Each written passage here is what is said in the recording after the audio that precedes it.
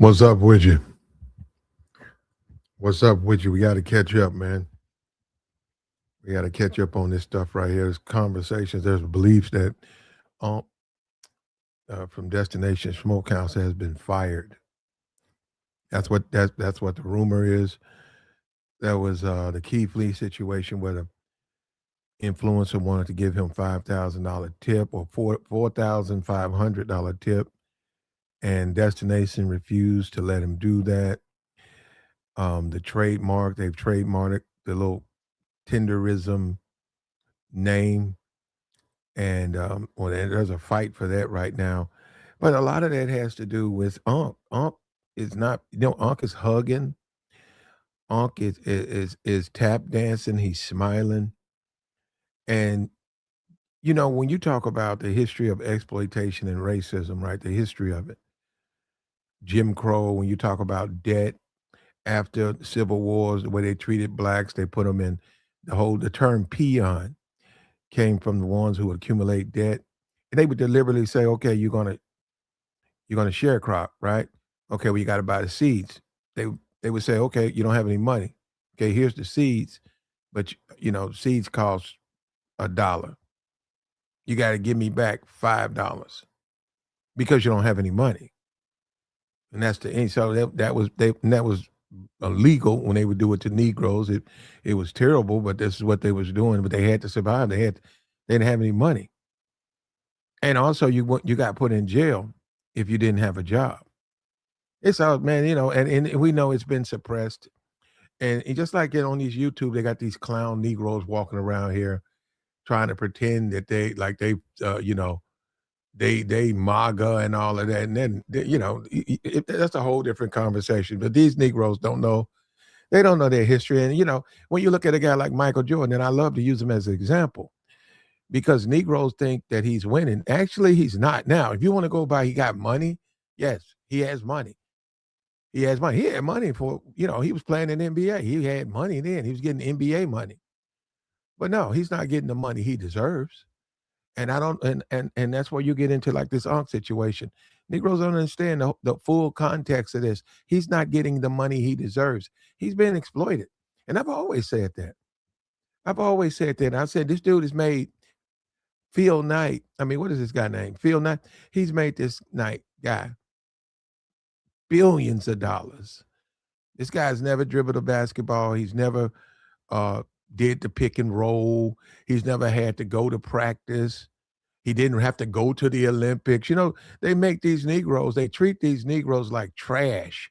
And then they pimp these Negroes out to the Olympics. They make some more money. And then if they lose, they talk down on them. They call them names. If they win, they discount it. Well, I want a gold. They act like it doesn't even happen. But once again, you can't save a man from himself. So in a lot of cases, look, Unc is Unc, and he's an older dude. He probably don't even want to do it as far as trying to have his own business. But he has to understand if you're gonna get in the world of business, you have to be a business man. And the Negro has never understood that. The Negro has always been exploited. Uh, they got tails back doing uh, uh, when the social workers would go into all of these places and they would try to get the Negro to understand, you need to fill this out. If you fill this out, we can help you. The Negro wouldn't do it. He wouldn't do it. He wouldn't do it. It's almost like what the slavery, or well, not slavery, what the circus, right? You put the little rope on the elephant's leg when he's little, and you stick it in the ground when he's little. And then when he's humongous and could take the whole tent down, he won't do it because once you put the rope back on his leg, he thinks he's trapped. And that's what you look at Jordan. That's and it's sad because I know guys need Jordan. They need Jordan as some type of role model. I've seen it. I'm in a black community. I see the way these dudes jump up and down and scream about Michael Jordan, and you can just look at these Negroes. A lot of them don't have fathers. A lot of them are misguided and stupid. And this is what you get. And this tenderism guy, he got exploited, man. That's how the game go. If you don't want to play business, this is a business world. You know, he don't need the guy. It just is pretty obvious he doesn't need Destination Smokehouse. The internet is big now. That's debatable. Would they support him? But because they could be up here clamoring, and then he does go out, say in August, he says, I got me a new steakhouse, and everybody, come on down. Would they come down? I don't know. I don't know that. But this reminds me of the Michael Jordan Phil Knight situation. People ask Mike, don't you want, why don't you get your own shoes? You don't need Nike. You don't need Nike. You got millions of dollars. Just do what Phil did. Go over there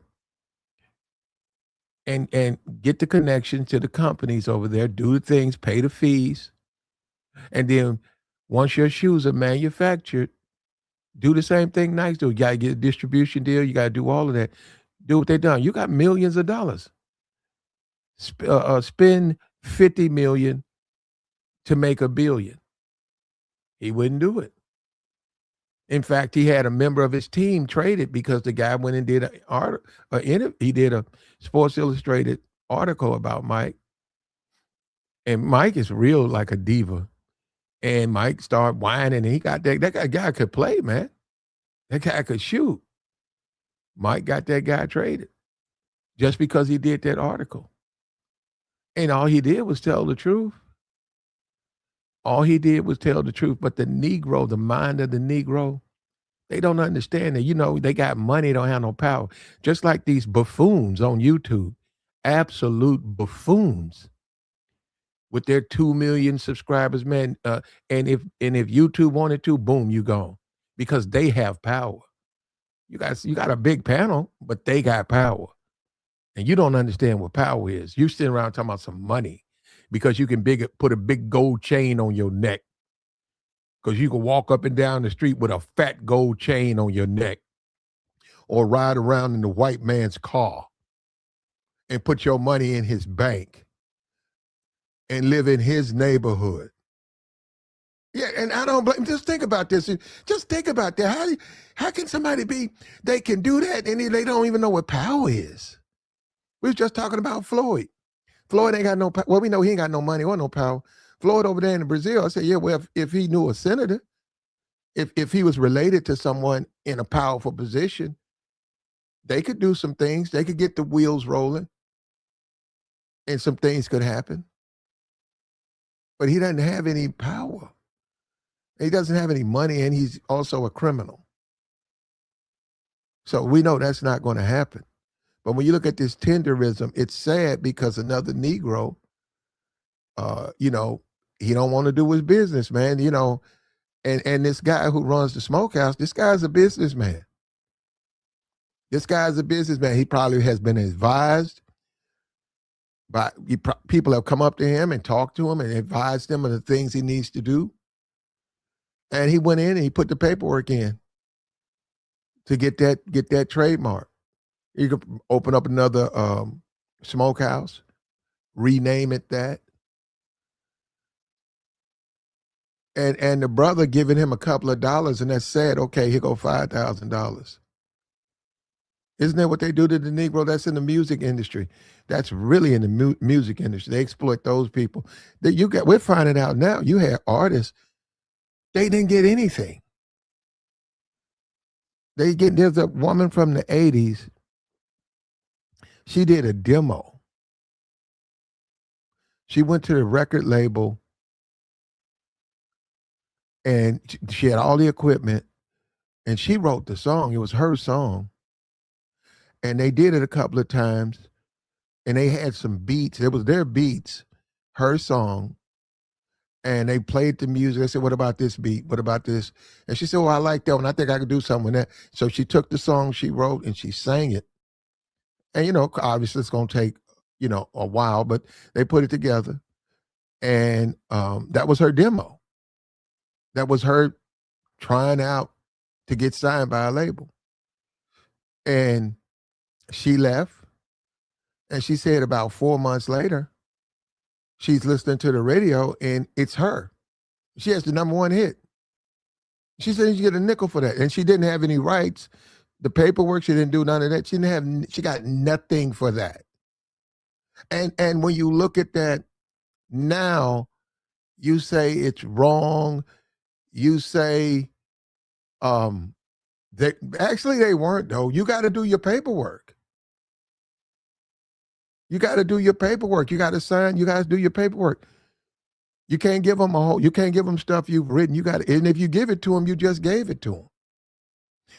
Right now, you can go back to guys would write songs and they would do it in their home studio and they would have catchy hooks and they would just sell it right locally in the community, basketball courts, community centers, even schools. And it had a catchy tune to it and it would catch fire. Now, it didn't bubble up into regional success, right? And you had a lot of DJs who would play music late at night. You say 12 from 12 to 4, I'll play your stuff. Send me a CD and I'll play it. And we'll ask the people, do they like it or they don't? Now, obviously, this was people making stuff, you can make it with your computer now. And the bigger artists would steal it. The larger artists would steal their intellectual property because it wasn't copyrighted, because they didn't do the proper things. They could tell the world, and you can see that on YouTube. They play that on YouTube. They said that there's a rumor that Biggie Smalls, the Juicy song, there was a guy like in Texas or something who, it wasn't exactly the same, but it was similar, very similar. And they said that's where the Juicy song came from. So you got to have your paperwork in order, man. And I think Jordan is a horrific example. I mean, I got no problem with the dude. He's a billionaire. More power to the brother. And I saw the thing with NASCAR. He's got a team, and they sued, and they won. Do your thing right there. But as far as this Nike thing, you can't. I'm sorry, man. That's not how to do it. You making $3, he making 30. He's worth 35 billion. You worth 3 billion. Yeah, but you also ran up and down the court and you chased the basketball. And people say you ran the Hornets into the ditch. And they said as an executive, that's why the Washington Wizards fired you. And they said when they fired you, you acted like, I hate to even say that. You got in your feelings and you got real feminine. And they offered you a $10 million payment or whatever. What is it? I don't even know what they call it. A $10 million buyout. And you left it on the desk. And I said, man, them people don't care. I mean, them people billionaires, the owners of the Wizards, they're billionaires. They don't care. Here's $10 million. We're going to go in a different direction. Here's $10 million for your trouble. And he got in his feelings. And he got up. I'm Jordan. You fired me. You can't fire me. And well, here's $10 million. You'll keep your money. And I said, yeah, man. I said, man, them people, they just looked at him and said, that's a fool. That's a fool. That's what they said. They said, that's a fool. They said, okay, put this money back in our account. Okay, well, you're not coming here anymore. Goodbye. And I said, man, that is how Negroes think, man. They think like kids. They don't even think the right way. And then when you talk about the Jim Crow, when you talk about after the Civil War, the way they treated blacks and sharecropping and blacks had to survive. Remember, they didn't have a choice. That was the law. It regulated them. They didn't have a choice. When you look at Jordan, he had a choice.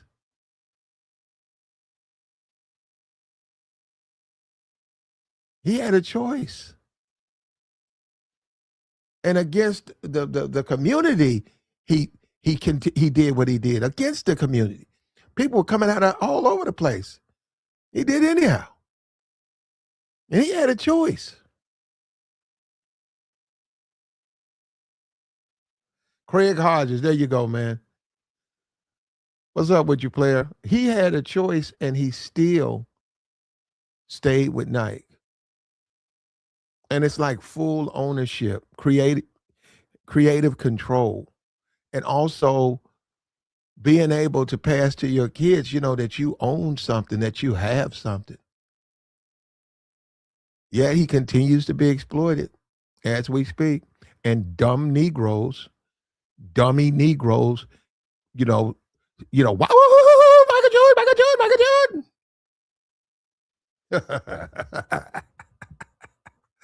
Woo! Oh, let me get it. Yeah, and and that's what you get when you see this stuff.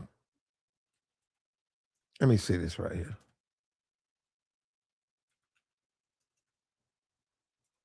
And blacks have always been exploited.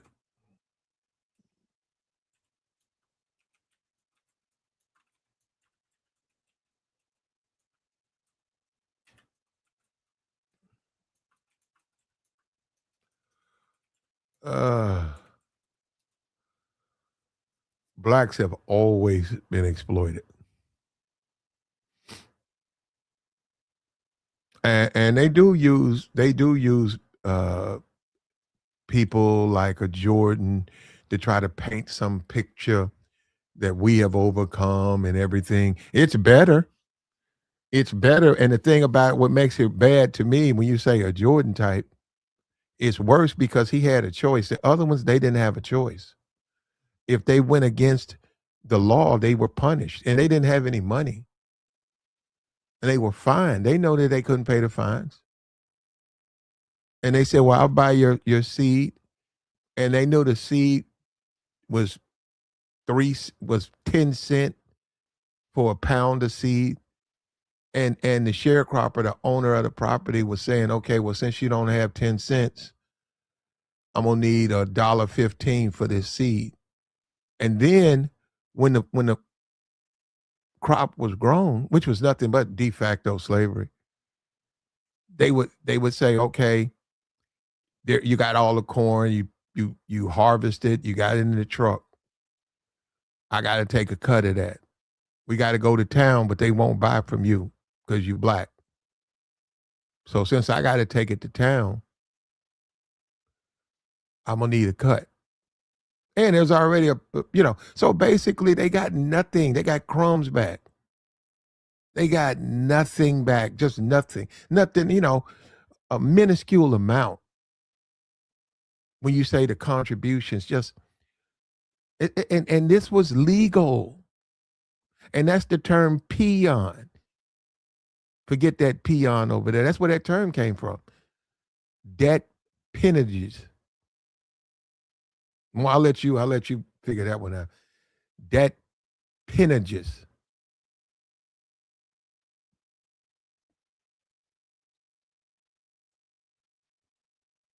Wage theft. Many former slaves established farms on land abandoned by white Southerners.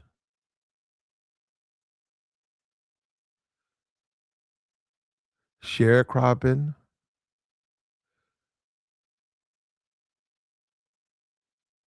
They were told, that's what I'm saying. They were told not to sign contracts. So sharecropping came up as a compromise. Landowners divided plantations into 20 to 50 acre plots. In exchange for the use of the land, a cabin, and supplies, the sharecroppers agreed to raise a cash crop and give a portion, typically half, of the harvest to the landowner. Landowners extended credit to the sharecroppers to buy goods and charged high interest rates, 70%, creating a system of economic dependence and poverty.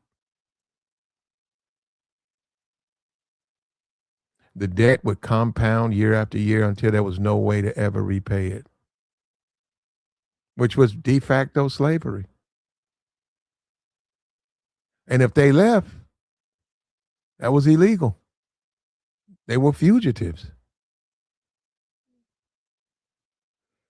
And then they punished them with Jim Crow laws. And it kept many of them to remain up under the thumb. So yeah, when I see a Michael Jordan, yeah, yeah, okay, he got money, but he don't have no power. He would be no different than Diddy. He would be no different than Diddy. Um, yeah, he got money, but he don't have no power. Just like Diddy, with all his money, his 800 million. I don't think Diddy ever got to a billion. His $850 million. He's in prison.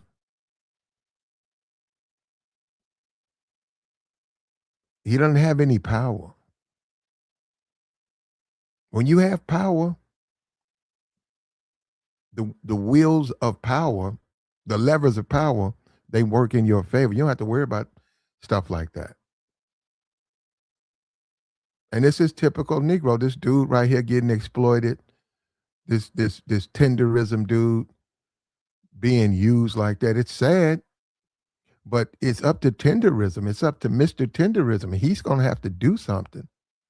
He's not participating. The people on the side, the people are saying Unc got fired. He may have.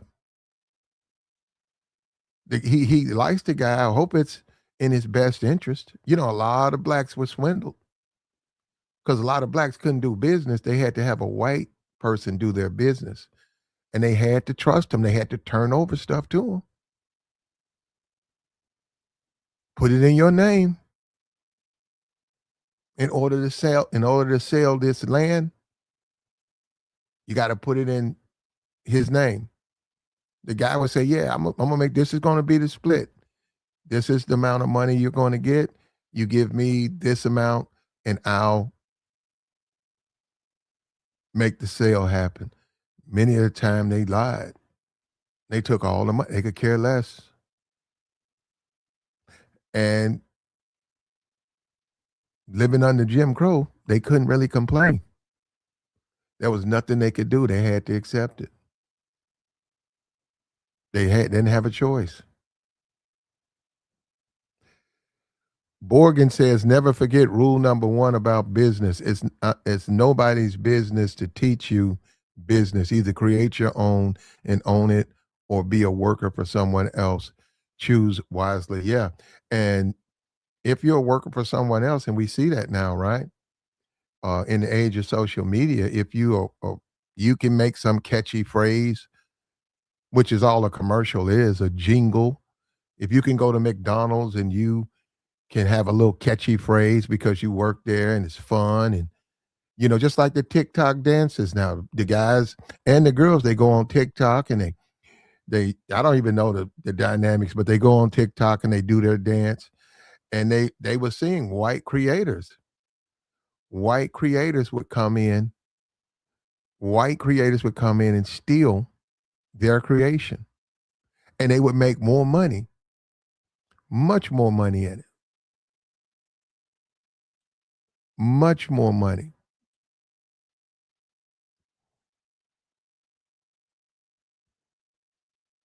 And it's the same thing with the music, right? With the whole Elvis thing. Elvis sang a lot of music that was already made by black artists, but that he made much more money at it. So yeah, it does matter.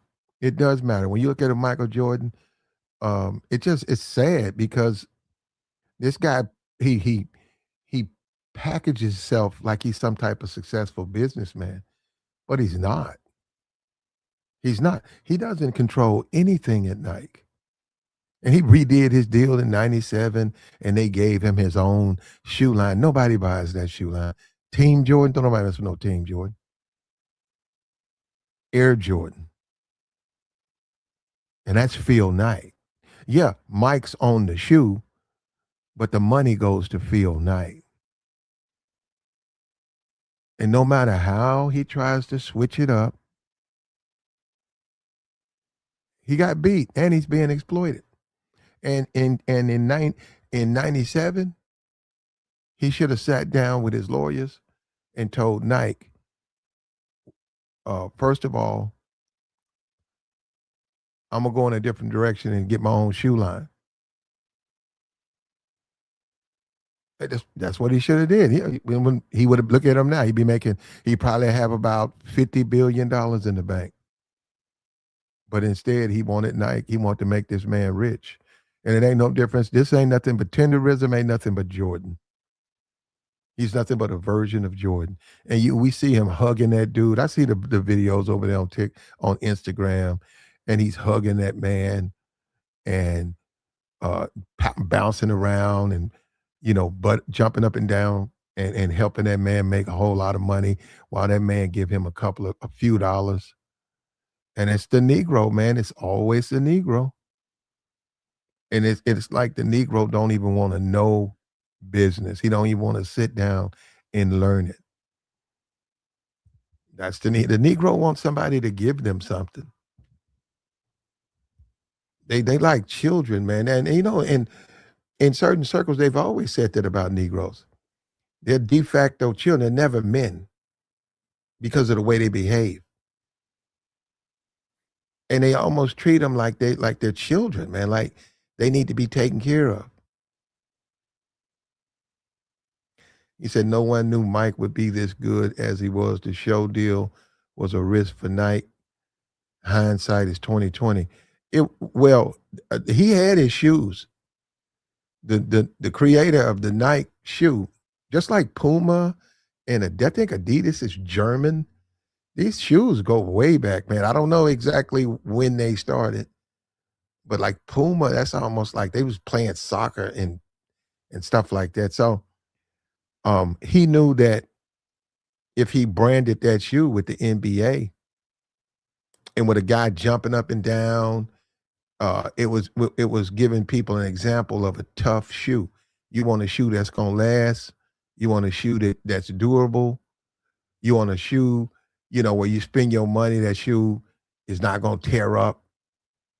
You know, look at this NBA player. Are you gonna be like doing what the NBA or look at he can do? And yeah, and it took off. And it is what it is now. But at the end of the day, it was a bad deal for Mike because he never got his own shoe. And that Craig Hodges guy, he got screwed over. He was trying to help the brother, but he didn't want to listen. That's another thing about the Negro. You can't tell him nothing, especially if you black. Especially as you black, if you black. Can't tell a Negro nothing. He don't want to know, not from you.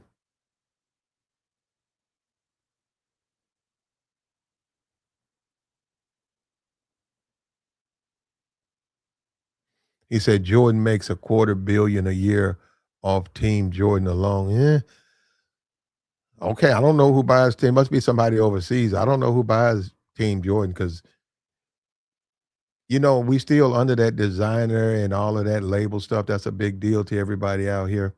If you go out here on the basketball courts in some Team Jordans, I mean, you can wear what you want to wear. You could wear a potato sack, but as far as the way you're going to be perceived, it's not going to be good, and it's not a win because see, that's what the Nick once again was sharecropping a win. Where the sharecrop when the families they didn't have anything when they said you can move on this plantation, I got 50 acres. It's a house on there. It's two mules on there. There's seed in the barn. Um, you can plant your tomatoes and but you got to pay me back for all of that. I'm gonna charge you for the house. I'm gonna charge you for the land. I'm gonna charge you for the mules. And normal cost is $30 during that period of time, which was a ridiculous amount of money during that period of time. It's $30 to have this, but I'm gonna charge you 100. So you pay me back 100, and then you count it up. You say even if everything goes perfect, it's only gonna come out to about $50. So you still owe him 50, and then the next year it repeats. And man, yeah, we're lucky, man. We are lucky to be born now. Man, we're lucky. I'm saying in that whenever you were born, man, you don't know the hell. And see this, and they're getting rid of it now. People just don't know their history, and then a lot of them don't want to know. A lot of them don't want to know. The whole thing with the Tariq and the tethers. He's right. A lot of these people come from foreign countries. They haven't been over here. They don't even know the history of what it was. They walking around talking about slavery. The oppression in America was more than just slavery. If you go and read some of the books, they said after the Civil War, blacks, the plantation, all that stuff was all the slavery stuff, but it was still remnants of it, right? They said there were black families living in trees because they had all types of laws. You couldn't be a vagrant. They put you in jail or they put you back in servitude. And remember, these people couldn't read or write. And these people couldn't count. And it's sad, but it's the truth, man. And you looking at an older man that's 40. He's got 2 kids and a wife. And Mr. Willie, Mr. Charlie, they say, Leon, are you ready to get this sharecropping deal? Take care of your wife and your family? Yes, sir. And other people say, you sure? You sure? I'm charged. You're going to have to pay me back. Now, you got to pay me back. Yes. Sad, man. And they walk right into it, man. Because they didn't have no choice, man. And that's what's unfair about this stuff. They didn't have a choice. They had to feed. The man wanted to squeeze whatever life he had. He squeezed every drop of the little bit of freedom in life he had. He had the freedom to work, the freedom to cobble together a little bit of a family, the freedom to go to the church they let him go to. And that was all he was able to do. He had to pay that man back his money. And he could be the pastor. If he ran off, if he left town, which was considered running off, he was a fugitive, runaway slave. And we talk about reparations. Them people, right after the Civil War, they didn't get no type of money. Nothing. They were forced back into slavery. And I think in the southern states, I'm trying to remember. Yeah, I think if you doing Civil War, I think that it was like terrorism. I've always said we all don't have a idea of what happened back then, and it's been watered down. And when you talk about politics, they always talking about you trying to make somebody feel guilty. No, we're just talking about what happened. Did these things happen? Well, you trying to make us, you a liberal, you trying to make us feel guilty. They only do that to Negroes. And there's always some coon Negro, the Candace Owens, who co-signed that type of stuff. And it's like you don't know the history. Them people had nowhere to go.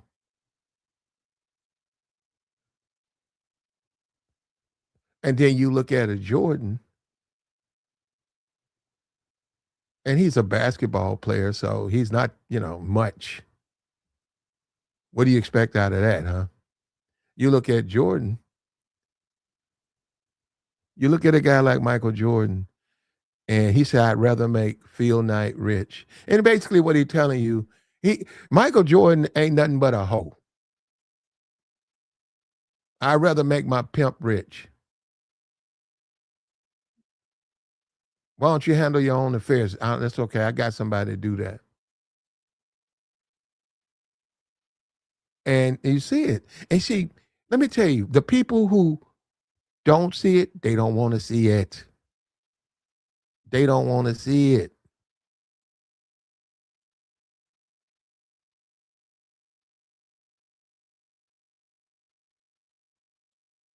They don't want to see it. The tenderism, I hate to say it, I don't think he wants to see it. I mean, I don't know how old this guy is, but I don't think he wants to see it. Yeah, and that's another thing. And I say this right here, man, you crazy. At your age, you be eating all that cholesterol, man. That's nuts. You shouldn't be eating ribs and shit, man. You not at your age.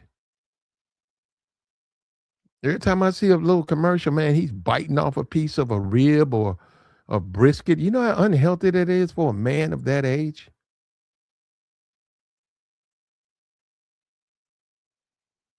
Say he's too busy for politics.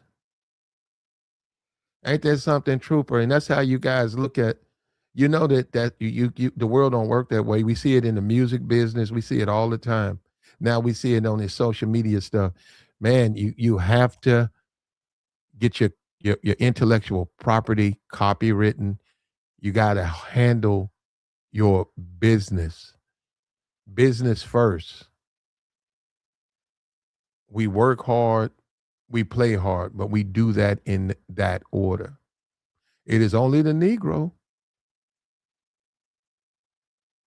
It's only the Negro. You know, I saw the thing on the schools where the little kids start jumping around. It's like, man, why don't, you know, they should know better than that.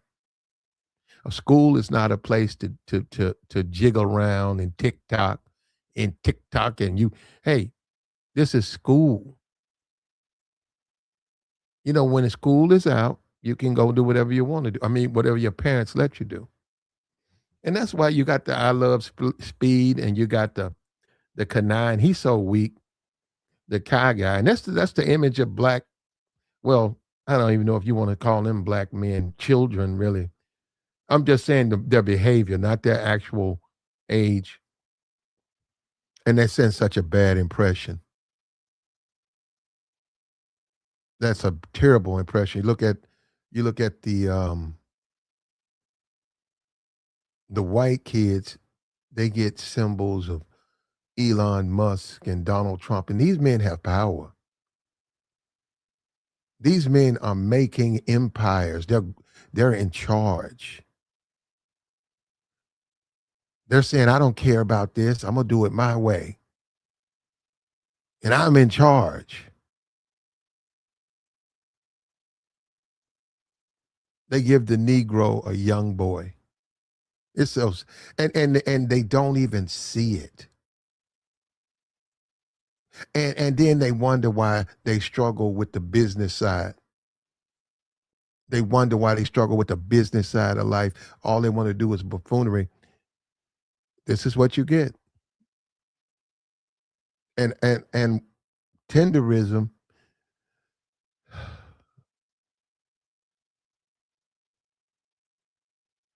got to give them a pass, man. Mr. Charlie, Mr. Charlie says he trusts Mr. Charlie. He's good white folk. Yeah, he trusts Mr. Charlie. So it ain't no different than Jordan, man. Jordan didn't want to listen. They told him, what, 20 years ago?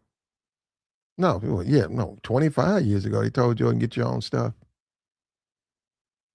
No, I trust Mr. Field. Mr. Field doing done right by me. He gave me, you know, he gave me $2,000.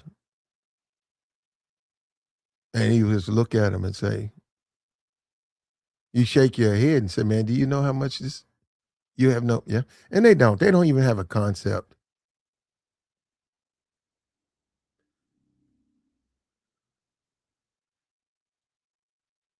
So blacks are told not to talk to Trump. Well, show me the who Show me the black that's going to talk to Trump. And what I mean by that, man is president. And you're talking about in general, and he ain't gonna talk to no. He got nothing. That's Barb's are going to vote MAGA after clowning Trump for years. Go ahead. It's a free country, but I'm saying people don't have a concept of how lucky they are living in this age. They don't even have a concept of that. They have no idea of the struggle and the way the Negro was very man. They went from slavery to de facto slavery. And then as the country aged, now you got the roaring 20s and all of that. And a lot of those blacks were gamblers. They were gamblers, they were hustlers, and they had a black market where there was little speakeasies and places to go. And it blossomed and where we're at now. And look, in Jordan defense, like I said, he's a basketball player. What the hell do you expect from him? And what he did with the Wizards, look, I don't have no problem with the guy. But when he went to the Washington Wizards and he was terrible, uh, and he just doesn't understand, man. You just can't get the job and think, okay, anybody can do it. No, anybody can't do that job. Did you guys see Indiana? Indiana won the national championship last night. Saghetti, did you see him? 16-0. Put that team together. That's not even a winning team. And it's not getting top-notch recruits like that. He got a lot of recruits other people ignored, overlooked. His defense, his defenders, his line, his offensive line. He went and won a national championship. You know why? He knows how to coach, and he knows how to put a team together. He knows how to hire an assistant coach. He knows this guy is who I need. This guy is who I need. This guy. This is my quarterback. This is what I need. And he's 65 years old, man. And I've never heard of the guy. And I can't even pronounce his name. And his father used to be a coach.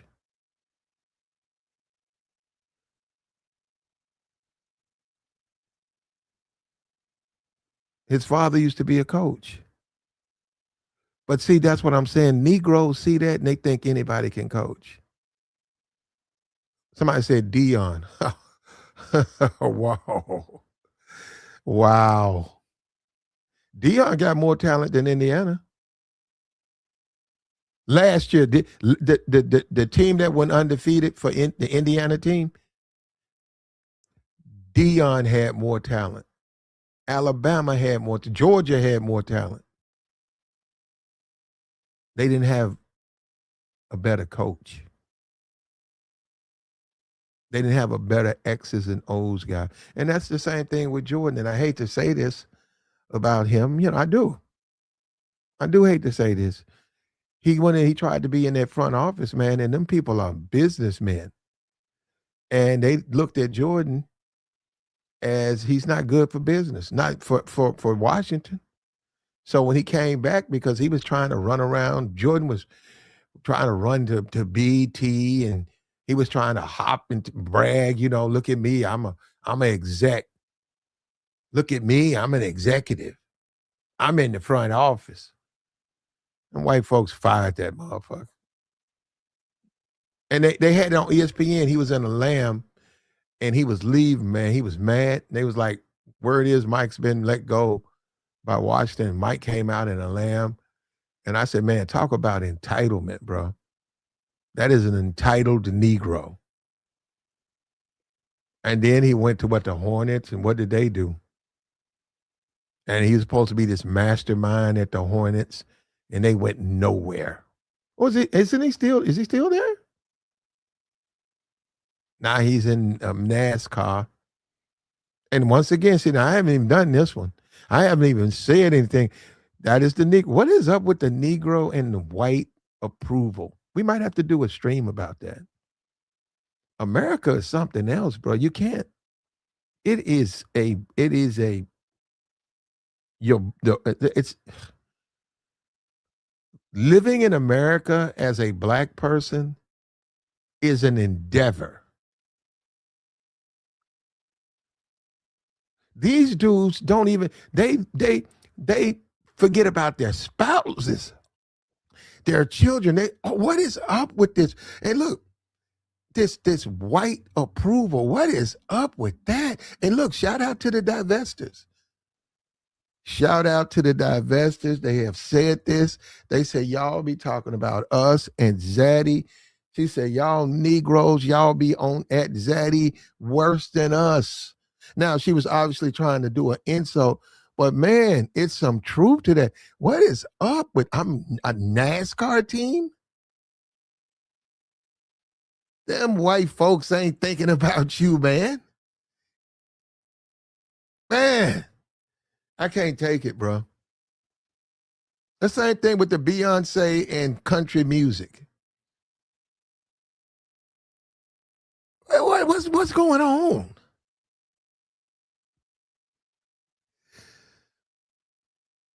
And we talked about the BET, and we know they don't have the other ones. They got they got the BET awards, and we know Zeus finna make some money.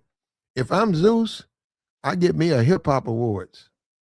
Shit, I would have had that 3 months ago.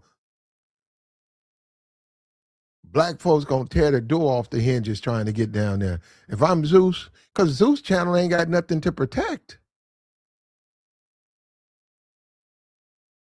So Zeus might as well do it. Yeah. Well, he won. I haven't looked at that. Um he went I haven't looked at that. His lawyers won a settlement. So good for him, man. That doesn't change anything. That don't change the fact that he made a Phil Knight rich off of his hard work, which is nothing but slavery. It's rerouted. It's not the same exact thing. It ain't no different than sharecropping. Phil Knight is worth 35, 40 billion dollars. Mike's popping around over his little $3 billion. Now, as a black man, you got to look at the whole picture. I said, man, okay, you got 3 billion, but that dude down the corner right there, he got more than you. And how much does Elon have? Like 400?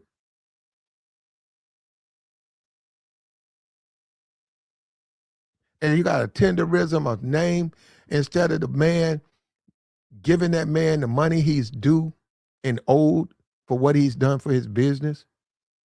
This man is hugging him and I trust Mr. Charlie. It's like sharecropping all over again. And I think the Negro does that because he tries to play the gospel side. Because he knows he don't know business. So I just, I'm going to let him, God willing, I'm going to trust that he's going to do right by me. Man, you know how many black people in the grave who said that? Bankrupt.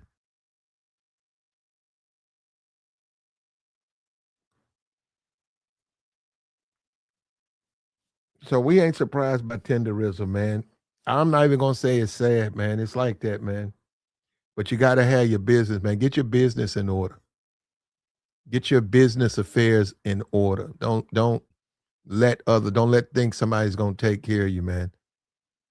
And I wouldn't have done that if I was him. I wouldn't be up there popping my shoe around, and I wouldn't be tap-toeing and all on the internet tap-toeing for this man's business. I wouldn't have done that.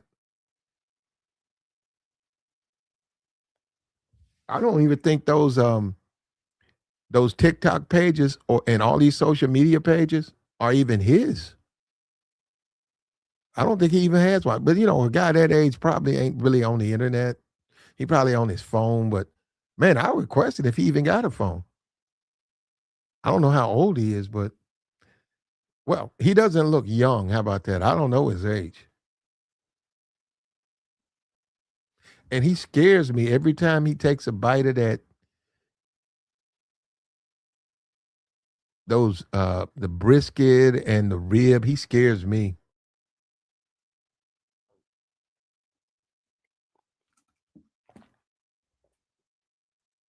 To watch some old man eat a couple of rib slabs.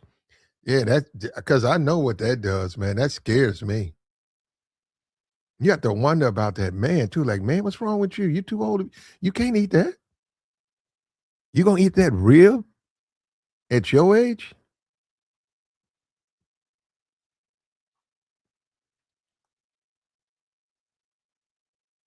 He said American blacks got a bill why we can't have anything. Somalis rule Minnesota.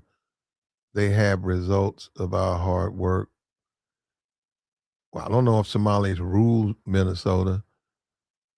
Bruh, let me say something.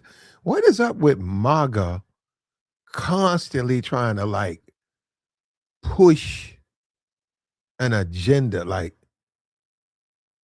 if black people want to do like Somalis, do it. All they got to do is do it.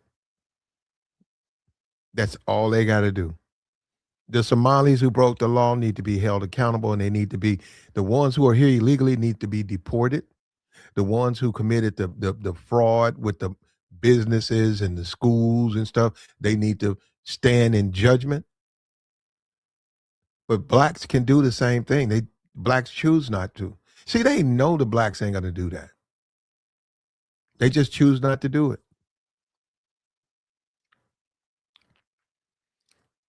They choose not to do it.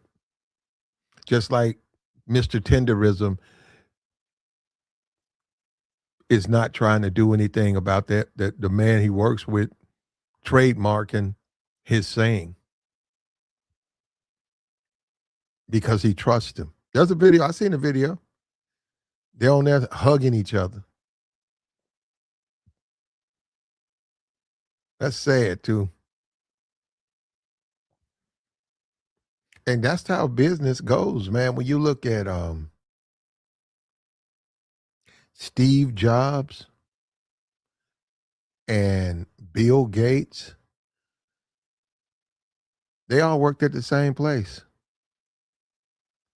They could have stayed there and hugged each other. Them white men went and created their own businesses.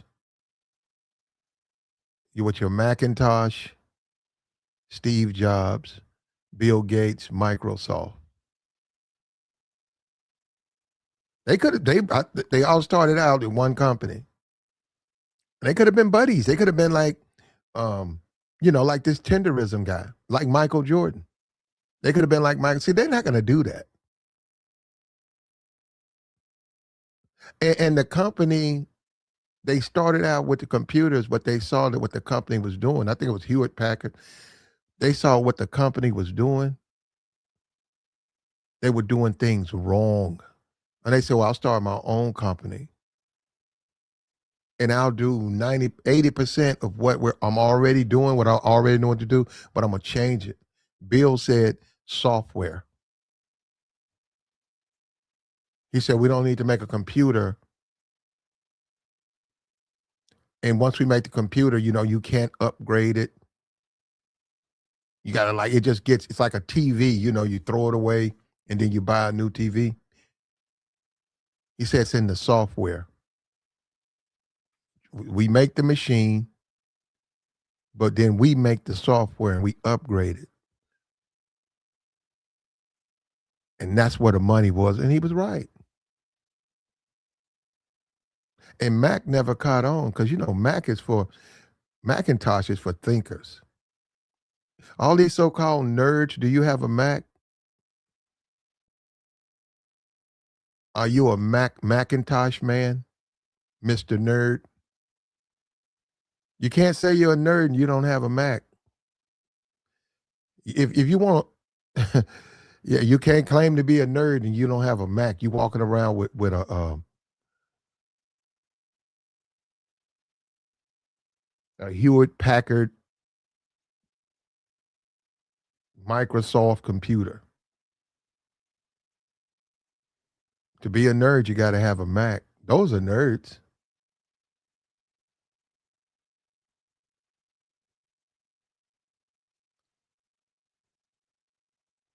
But that is the Negro, man. And they want to live their life through Jordan.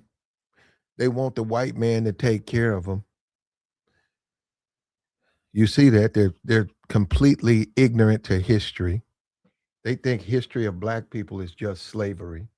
They think the history of oppression is slavery. It's so much after that, after the Civil War, and they blind themselves to that. And we talked about it over here. We said Disney and the banned films and Song of the South, a film about an old slave who was allowed to live in like a shed on a man's property. He was asexual. He didn't have a wife. He didn't have kids. He wasn't trying to get those things. He was sleeping in a shed. And he was basically there in exchange. He took care of the animals. He fixed stuff in exchange for room and board. And they fed him through the back porch. If he ate, through them, he didn't eat in the kitchen with them. He ate in that movie. They feed him. She hands a plate of food, and I don't even think that was real. I don't even think they could do that. And the NAACP and all these people got together. What's up with you, Shaka? Shaka said he's a Mac man. The NAACP and all these civil rights group got together, and this was Disney. And they bowed to it, and they banned Song of the South. And I actually like the movie, but I do get their point. They said that he was a stereotype, old dusty Negro sleeping in a shed with no desire to do it, not to be a man. He wasn't. That's what they're saying. He wasn't a man.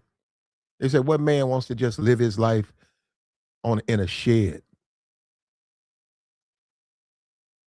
singing with the animals, zippity doo dah, zippity yay.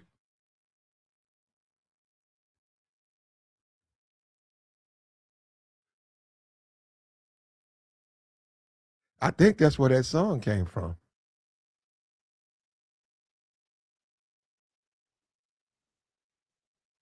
You guys have never seen the movie. It's been banned. You can find it, but you've never seen it. And Dumbo, they got rid of Dumbo because of the Negro. They said that was a nigger, which I don't know how he's a black man, but some kind of way people said that was a black man. I've never seen Dumbo. Dumbo. Oh, I see. You see what I'm saying? Look at the name. Look at the name. See what I'm saying? The racial implications. Look at the name. Look at the name. Look at the name. Look at the name. Banned. I think they was trying to get Gone with the Wind out of here, which is a excellent film. Excellent film. Exceptional film. If you was to say what are the best movies in the 1900s, Gone with the Wind would be top 3. It encompassated so much of America. It was so well written and well acted. And if you paid attention, it was such a wonderful lesson. It wasn't just entertainment. It was entertaining, but there was a lot of education in that film. And when I saw it the first time, I couldn't believe it. Couldn't believe I had slept on this movie. I wasn't, yeah, I'm like, man, I'm Gone with the Wind. Nah, I ain't feeling that, man. Good flick though. He said they got rid of Dumbo because of the crows. Okay. Not the elephant. Yeah, yeah, them crows were talking like minstrels, weren't they? I think you can see that you can go on YouTube and look at that. But this is where, and and when you look at Mr. Tenderism, whether he likes it or not, he falls right into that stereotype of a Negro who don't want to do the business side. He don't want to do the paperwork. He falls right in that side of the Negro who don't want to do the paperwork. The Negro who wants to go play basketball, but he don't want to read his contract. The Negro who wants to rap, but he don't want to read his contract. You have to read the contract. You got to read the fine print. And if Bill Gates was like the Negro, he would have never went forward with Microsoft. He would have stayed. He'd be retiring right now. He's a company man. He would have stayed right there. I had to go look it up. I think it was Hewlett Packard, but he would have stayed right there with Hewlett Packard and retired after 30 years. Got his money and left. No, him and Jobs broke out. They got away from. They said, okay. They saw that this invention, this computer, we've created a computer, and Hewitt was such a big company, they didn't know. They just did it. The PC, I think you can see advertisement for a PC in the early '80s, and I think they were going about 5,000, but they had no power. They had no like a RAM. I don't even had like it was. You had to go look it up. It was so small, and it was, but it was for people with money, and there was no internet, so it was just by itself. But you could print some stuff. You had to print documents. It was if you worked there somewhere and you could go home, take the job home. You could knock out work at the house to lighten your load. And they were sort of marketing it that way. Gates, Storm thought about it and said, wait a minute, this thing can do so much more. This thing can do so much more. And they left and they created their own stuff. And look at them now. I think Gates is way up there. But I didn't even he didn't even do it for money. I mean, he did it. Obviously, he did it for money, but that wasn't his only reason. He wanted to make a difference. And once again, the Negro, you see what I'm saying? The Negro don't see his life as a opportunity to make a difference. He thinks he just wants to get on here and toe tap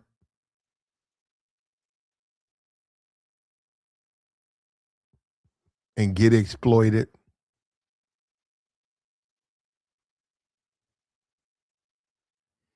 He said he got a Dumbo plush. His grandmama bought him, keeping it because of her. There's a lot of Disney in cartoons. There's a lot of racism in cartoons. If you're offended by it, you know what I'm saying? But there's a lot of it.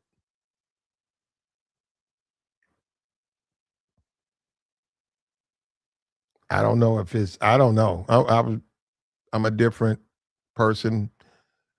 I guess if you were born during that time, it's pretty offensive because you got to live in that society.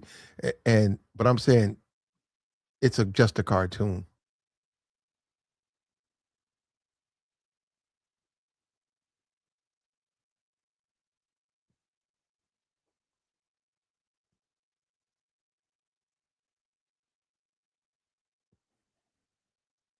Slavery rerouted all over again.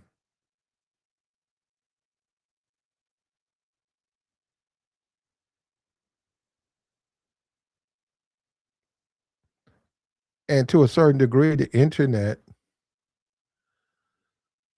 they can say what they want, but he's gonna have to do it, and he's not gonna do it, man. He's not gonna start his own business. He's not gonna fight for the copyright. He gets a certain amount of joy cutting a jig. And I guess he underestimates his popularity because big name people, they like him and they want to say hello to him. And so, but he's a classic, just the Uncle Ruckus. Is it Uncle Ruck? I'm trying to think the character from uh Gone with the was it Uncle Ruckus? Let me see. Hold up. Gone Song of the South. Hold up.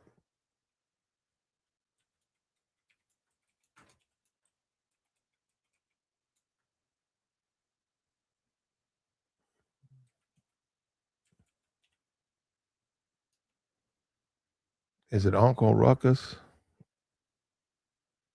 1946.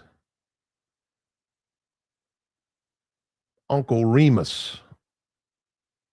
That's his name. Uncle Remus.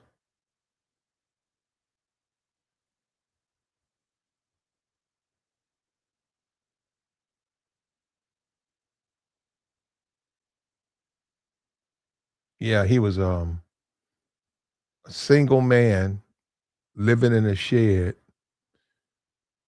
and he would go with the little boy who was I think it was either his dad had either died or there was a divorce, and he was a grown ass man, I'd say 40. And her new man and the little boy, they didn't like well, the man was trying, but the little boy didn't like him because he was the new guy, he wanted his father. And I seen the movie, and she was like, he would try to say, hey, Billy, you want to go throw a baseball? Let's go outside. And he said, nah, nah, not right now, not right now. And then he went in a room and talked to his wife, or man, yeah, I think that was his wife. And she said, just give him time, just give him time. You're a good man. He'll get to know you. And the little boy was out, and then he saw Remus. He was out, and yet now he was finna jump a fence, and then Remus said, "Hey!" And the little boy stopped, and he said, "Don't go in there. That's a bull in there." And he said, "Don't ever go in here with this bull." And then that's when they met each other, and he was like, he talked to him, and he was like, ah. And then that's when he started singing, And that's what the thing was, a old Negro living in the shed that walked around singing, talking about Brer Rabbit and Zippity Doo Dah and all of that. And the NAACP's biggest problem was he didn't have a wife, and he wasn't pursuing a wife. He didn't really have a job. They were paying him in corn cobs and fish sticks, and he had one change of clothes, and he was almost childlike. And they took that off, and Disney buckled. Disney took it down. They said no. They said this is harmful for blacks. It's harmful for the image of blacks.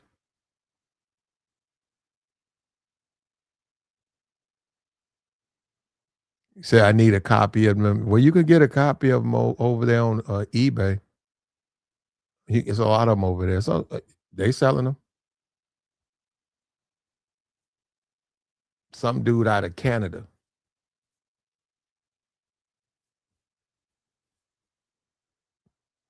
And then when you talk about kids, man, do they even pick that stuff up just like they do with Sponge and stuff? They got SpongeBob. They have all types of adult things that you could say shouldn't be there.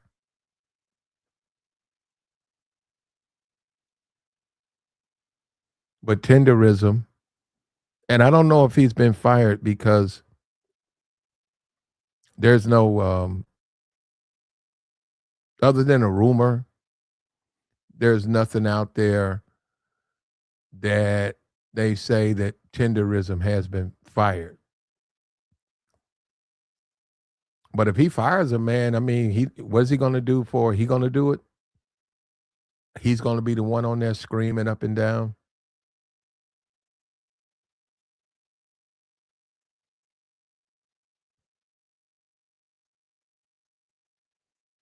But this is also when you look at Jordan and you look at this guy, and look, yeah, Jordan won his legal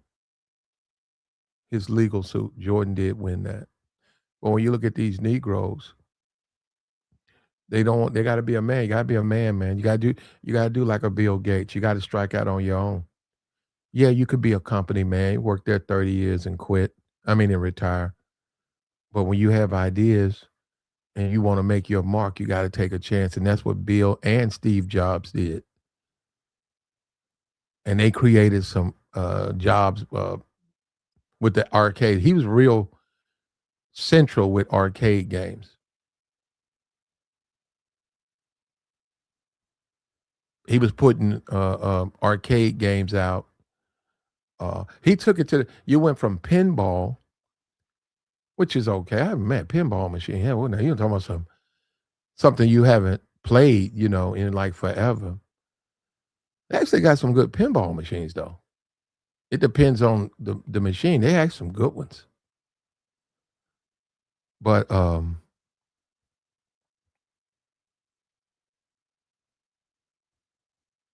Steve put out some amazing video games at a time when everybody was doing pinball machines.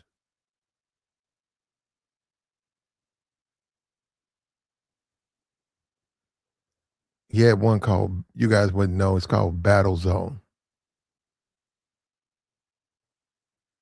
but you wouldn't know.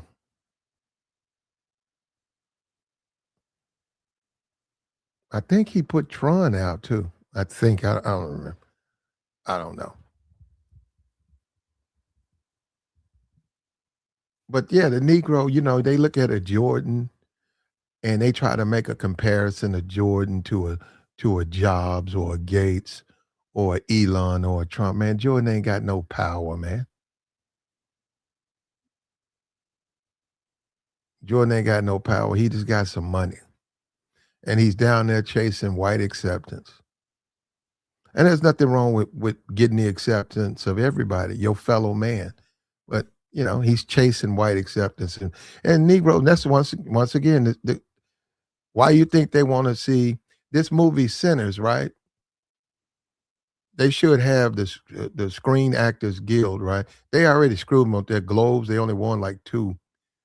So they got the Screen Actors Guild. Wait a minute, maybe they've already had that, the SAG, right? But the movie Sinners, right? What if it don't win at the Oscars? What if it doesn't get a nomination? How come you can't just like the movie? You like it, black people like it, it'll win a BET award. How come that can't be good enough? When you think about it, why? Why can't that be good enough?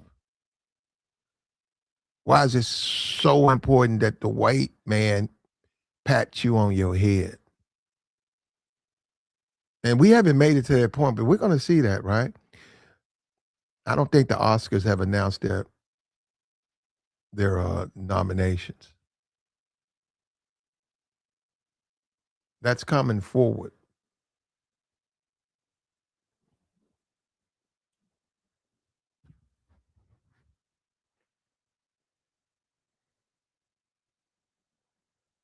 He said some black people, specifically black women, love the color purple. It's straight poison toward black people's minds. And NAACP was against it, even protesting its release. Yeah, it was a bad. It wasn't a good. It was, first of all, the depiction, and we know this now from Alice Walker. What she, first of all, it wasn't true. Can we begin there? Can we just begin there? It wasn't true. Black men did not have the leverage to behave like white men. And we look at our society now. The country was governed heavily by Christian principle. Heavily. That's why you see them in church. You had to go to a church. You couldn't come there, get a home, and you don't go to church. You don't know your neighbor. You could they that was on you you they the people had to know you. And black men just did not have the power to act like white men. So the movie, from that standpoint, the way it attacked black men, that was wrong. And and was it? I don't even remember their names, but one of them got kicked off the plantation, and she runs down the road, and some kind of way she makes it to Africa.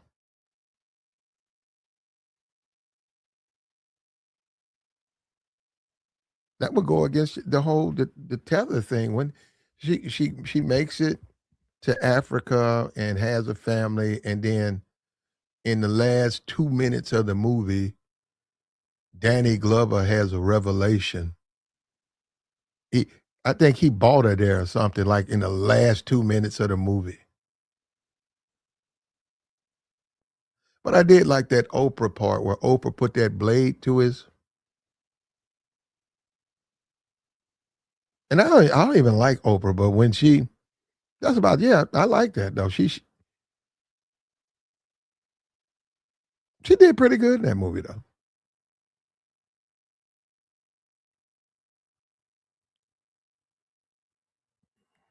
To MJ giving back, he opened up medical clinics in low income communities in a few North Carolina cities. Good for Michael Jordan, but that doesn't change the fact he doesn't own his shoes. He does not have creative control. He does not have full ownership, and he has zero influence with Nike. And I think you Negroes don't like that. I think you Negroes want to believe a lie about Jordan.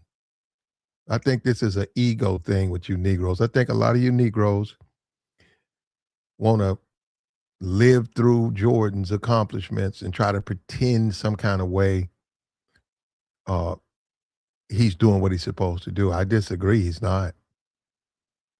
He's not. Phil Knight is proof of that. And at some point, just like Bill Gates, just like Steve Jobs, you got to take a chance, man. You got to believe in yourself and you got to take a chance. Both of those men did. And they did that, what, in the 80s? What was that, 78, 79? They did that in the 80s, man. Created all of these video games and they saw computers. They saw what a computer could do and they broke away and they went and they created this stuff. And they said we can the TV screen and the keyboard and put and the interface and they put all of that together. They changed everything. They trademarked the language.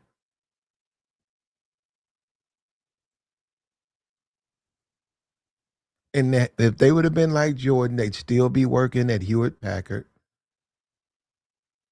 They would have both retired. Well, one of them. The other one, he got sick.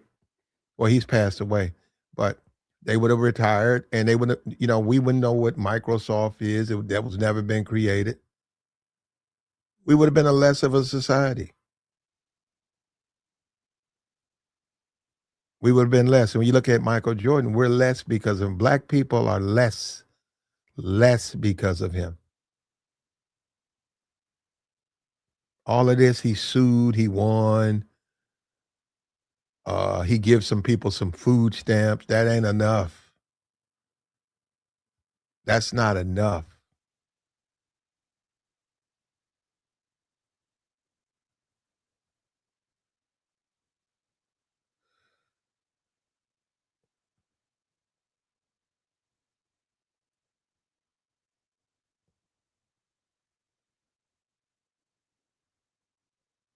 That's back when we were colored, man. When we were colored, we were just a different people, man. And that's why a lot like the song of the South. Get that stuff out of here. Don't nobody want to see a Negro, 40-year-old Negro singing songs and playing with, you know, what I don't even know what those there's cartoons in that movie.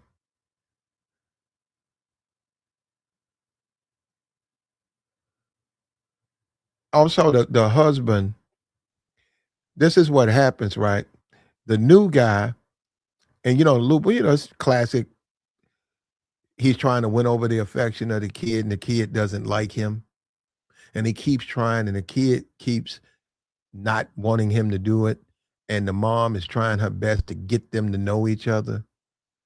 And the kid meets Uncle Remus, and Uncle Remus, you know, he sings songs and dances, and he's really never seen an adult act like that.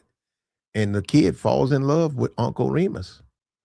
And the guy gets jealous and he kicks Uncle Remus off off the, he kicks him off the out of that lot of land or whatever. He kicks him off, and Uncle Remus is seen. He had that little stick with that little blanket with his belongings, and and she said, "Where you going, Uncle Remus?" He said, "Missy, I gotta go." And she said, "Where you going?" He said, "Wherever the Lord wants me to go." And he just started walking. I said, "Man, hell no, fuck that, man. Get an Uber or something." Anyhow, the little boy, and you got to see the movie. You got to see the movie. it's actually a it's actually a family. If you have kids, man, show it to your kids. It's actually not a bad story. I get it though. I see why the whole concept. We're just a different people, man. We had higher standards. And like you said, the crows, they got rid of that because of the crows. They were offended by that.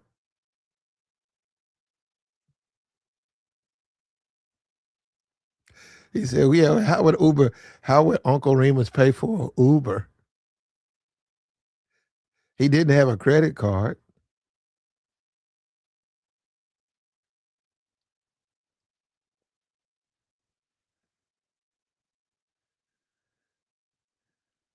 And to some degree, what you're really seeing is some embarrassment because a lot of black people on TikTok and the guy with Keith Lee and all of these guys are sort of embarrassed that the black man in this day and age, 2026, is still, tap dancing and bojangling for a couple of bucks, man, when he can just start his own thing.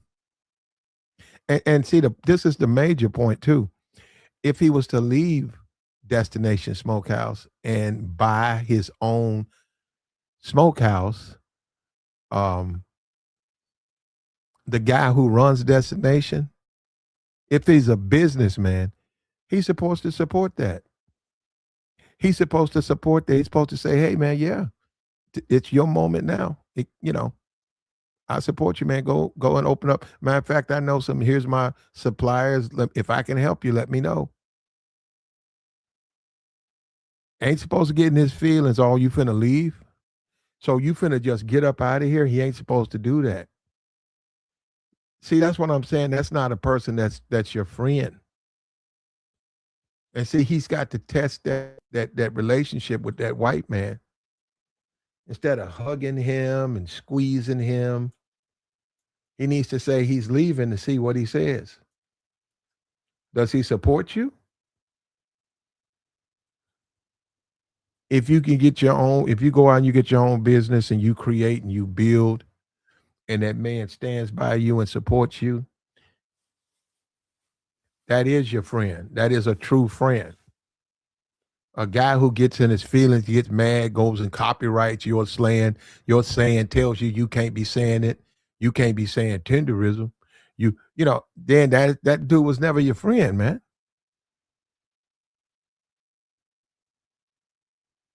That dude was never on your side. He never wanted you to win.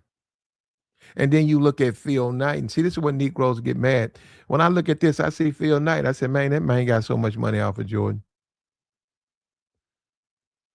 And I said, what about Jordan?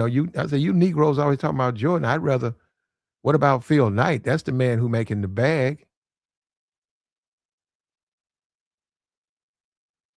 Michael Jordan working in the business he built. And then to throw insult, I said, maybe he's slick hating. Because when you think about it, I said, he's sort of slick hating Jordan because Jordan's not on the board of directors. And you go look at the Nike board of directors. Some people ain't no brainiacs. Them just regular dudes. They have the educational background. But if he wanted to put Jordan on the board of directors, he could. He doesn't. See, that show, he's doing that on purpose to show the world what he thinks of Mike. Yeah, they got a business relationship and all of that. But he's like, that Negro don't run nothing over here. Just like the NBA did him. They said, yeah, he can come over here and we can make some money off of him selling shoes and bringing people into the arena, but he ain't going to be making no decisions. They do the Negroes like that in the draft. They said, well, they ain't going to be able to draft. They did that to Mike Tomlin. We make the draft. We make these decisions. There's even belief that Mike couldn't even bench a player. Now, this is Ben Roethlisberger time because, man, you were talking about somebody who need to get benched. I think Mike said, I don't have the authority to bench a player. Because, see, there was conversations of why he wouldn't do it. It's like this man just throwing interceptions just interception, loss, interception. And it was like, why don't you bench him? And I think he said he didn't have the authority to do that.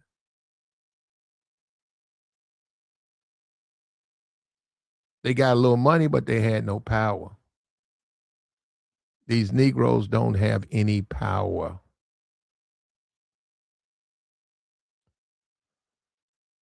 What's up with you, JR? Flat, what's going on, man? What's up with you?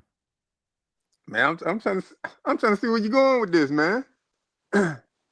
You talking about the power of what the power of innovation? I mean, what are we talking about, man? Talking about black people being innovative? I mean, Tenderism. The guy who owns the steakhouse has decided to copyright the term. And there's belief that he fired Unc. So if Unc ventures out and starts his own smokehouse, which I doubt, but let's go with that he's doing it, he won't be able to use the term tenderism. Yeah, I mean that's interesting within itself. I mean, there's been claims of the word being trademarked already by a black man here in North Carolina. That's a pit master, got his own spot, been out here queuing for at least over a decade. So I don't know the specifics of the dispute over the trademark word of tenderism, but from what I've read about, it says that the black man here in North Carolina, he did trademark the name. I want to say it was like in 2024, somewhere around that time, he trademarked the name. Or maybe it was even earlier than that, but he trademarked the name. I saw something on that. There's a attorney. She went and got the paperwork. She said the dispute was when he trademarked, it put to be determined or like in the future. So Yeah, it wasn't now. It wasn't trademarked for now. It was in the future. Yeah. And this destination wanted it now. Yeah. And she said the only person who can truly get the only person who can get that trademark is him, because he created it. He has proof he created it and it's his. But if he doesn't say, I want it, then the courts will decide. And the other guy, once again, he's got it, but it's not where he's getting any money or anything like that off it. Yeah, because I want to say what I was reading about the guy, and I hate saying the guy. I wish I could give that black man credit. I'll look his name up later on, but the person that first trademarked the tenderism catchphrase, when he did it for like apparel and stuff like that, you know, for his like smokehouse brand or his barbecue brand or whatever the name of his establishment was. He like trademarked it for that. He didn't trademark it for like just specific use of the word. It was more like apparel and stuff like that from what I was reading. So I Mhm. mean, it's still, you know, it's still worth the legal battle, you know, within itself. So you know, I'm sure he probably has an attorney looking into it, like you said. You know, some attorney already kind of looked into it, but we'll see where it goes, man. But Well, it's interesting that the name was trademarked, but mhm. I think it was more so around apparel and things like that, and not specifically the How- namesake itself. why do you think Michael Jordan never uh, w- walked away from Nike and started his own company? Uh, I mean, look, in some form he did with Brand Jordan, but I mean, That's still Nike.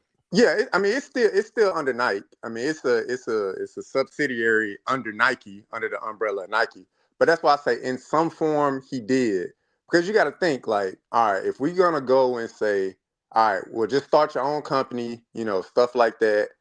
You gotta be in with manufacturers. You gotta like all of that stuff has to come apart. Now, some people may say, well, he got a lot of money and a lot of namesake, so it should be easy for him to walk in these spaces and stuff like that. It's still difficult. You know, your skin tone, your complexion still will get you checked at the door. You know, Yeah, so but no. Maybe Jordan don't know what he's doing. Hold up, ah, hold up, hold up. No. How come we can't come to that? What he doesn't. He's a what you mean? basketball player. He doesn't know what he's doing. He's not a businessman. Yeah, but at this point, Platt, you asked me the question as to why. I mean, I gave you my reasoning or my at least thought process of as to why, right? But you got to think. You said he's not a businessman. He's a basketball player.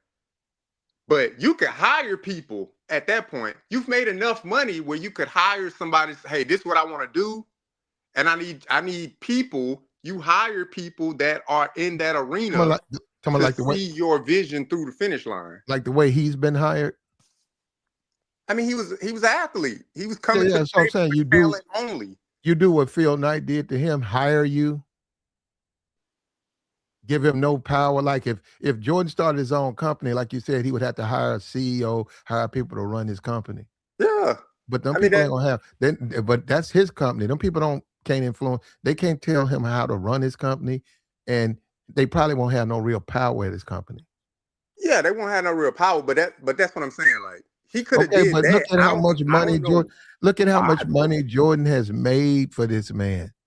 An insane amount of money, billions and billions, and he won't get that man. You know, and let's also say Jordan don't want it. He won't let Jordan have a seat at the table. And what I mean by what would he do there? He don't understand what it is to be a part of the board of directors. Now, let me say this right here. Why is the Negro so bothered by that? Because see, that's what I'm saying. If the ego, the whole ego thing, just deal with the truth. The man ain't a businessman. He I, I, ain't. And I said ain't. Go I ahead. wouldn't say that. I wouldn't say he's not a businessman, Platt. Look, look, capitalism. We know America runs off capitalism. So is he the top businessman? No, but he is a businessman. Now he has his own brand. He is his own board of director for his own company now. Yes, it falls under the umbrella of Nike, but he makes a decision for Brand Jordan. He's running that. Now, if Nike want to come in and squash it and be like, nope, you know, we ain't doing this, we're not doing that, we're not doing this, Nike would be a fool because Nike would then lose money. So he making decisions on how he wants the brand to be portrayed and stuff like that. Jordan get to make those decisions about Nike. Now I don't think so. I he don't put think it he in. can. I think that he Yeah, has. He is. I don't think Michael Jordan is in it, has any power over Team Jordan. Nah, man. No, because in business, man, that's a big deal. In business, seats of power, Yeah, man. seats of power is big. He has a seat at the table. Now, what I will say to your point is Jordan acting in good faith of Phil Knight? Absolutely. Because if Jordan go out there and all of a sudden, let's say he started beating on his wife or he got some type of Diddy situation going on, yeah, he could be rolled up in the whole situation too and be like, yep, you know what? We're going to cut this whole brand Jordan situation, blah, blah, blah, whatever like that. But just because you're not the head guy, don't mean that you can't not make moves. Jordan made moves for himself. He went from a player to a CEO of his brand. He's trailblazed for other athletes. He got the most popular logo right now in sports history. He has the most popular logo. He has it. That's in that. Whether you want to admit it or But not, no, that's your that's ego. This is your influence in no. itself, man. This is your. Are you you're a Jordan fan? Yeah, I grew up on Yeah, Michael Jordan. that's I your did. ego. That's your I ego. grew up on Michael Jordan. But No, this is your ego because you're not even being rational now. I'm not That going to stuff you're deny his talking about means influence. nothing. That stuff you're talking about means nothing. He don't have any power. And the thing about look at Diddy, he don't have no power. Diddy offered them people $50 million to get out when and like before his trial. They said no. 50 million. They said no. You don't have Yeah, no power. you No, you he got a don't have. criminal case against you. You can't just you can offer whatever. He could have offered $1 billion. They would have said no. You got a criminal case against you. It is what it is. If Elon Musk goes to jail, you could theorize and say, oh, he'll be able to buy off people and stuff like that. If he goes to He knows. jail for criminal acts, there's no amount of money that will get him out of the criminal act. Okay, are you He ready? could prolong the Let me criminal know. uh uh arraignment, but it's not going to get him out of the act itself, especially if you got footage of it, tape of it. It's not going to get you out of the act. Elon Musk, if say he went to Minnesota and he's going out to eat and he punches somebody and it's on tape, and say the guy looked at him, they don't know what was said, and he's popped the guy. Mm-hmm. And then and they filed charges and all of that. Elon wouldn't have to be he would never be held accountable for that. That's a misdemeanor, though, Platt. I can go out and punch some random civilian. That's a misdemeanor charge. I'll be home by the end of the night. If I walked out of my house right now, drove to Publix, walked in there and just punched the cashier in the face, boom, and stood there, wait for the police to take me down and book me, I would be home by the end of the night. It's Tuesday, so it ain't no Yeah, no, weekend. I don't have to wait well, for no lawyer. I don't have to wait but for no you would judge. still have to go to The judge is court. already there. I'll be home by the night. But you would still have to go to court. Yeah, Elon would still Okay. have to go to court No, too. no, he wouldn't. See, that's what my whole point. No, he wouldn't. Yes, No, he knows too many people. No, he just knows too many people. that don't get you. If you commit a crime, you still have to go to court. Now, if the person that got punched, the victim, if they want to settle out of court, which would probably be the smart thing for them to do, then that's up to the person that got punched in the face to be like, yeah, I'm gonna take a settlement. I would take the settlement too. I would not risk going to court, being tied up in litigation over a misdemeanor. If Elon Musk decided to punch me in the face, I'm gonna say how much he willing to pay me to not have this tied up in litigation. And if whatever my selling point is, 1 million, 2 million, 5 million, that's nothing to him. He'll write it off. All right, cool. I get $5 million and move on by my business. So that's what he would pay for. He would pay that person. He still had to go to court. They would put him in cuffs, arrest him, and take him to jail. And then it's up to the No, no. person that got punched to continue on with, wanting to submit a case against him. Who has more power, Jordan or Elon Musk? Come on, Platt. What? We can't do that, man. Well, no, I'm he's asking the, you a hold on, question. hold on. I'm What asking he's you a the question. We owner can't do that. of the Hornet. He worked in the front office of the Wizards. He's got a NASCAR team. He sells all these sneakers.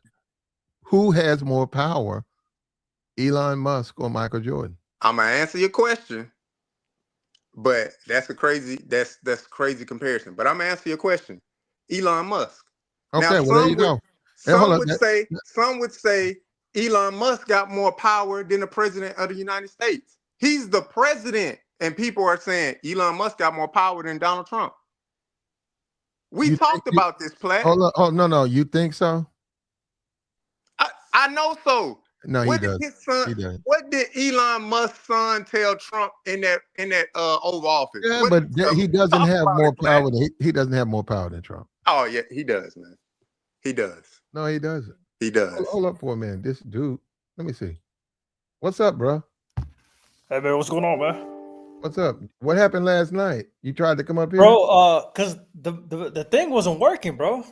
Oh, I kept kicking you back. It can't, like, I couldn't hear you guys, like, Okay. and I was trying to speak on it, I kept dropping off, and I think he got agitated and he was trying to threaten to ban me, but yeah, I was having problems with that, bro.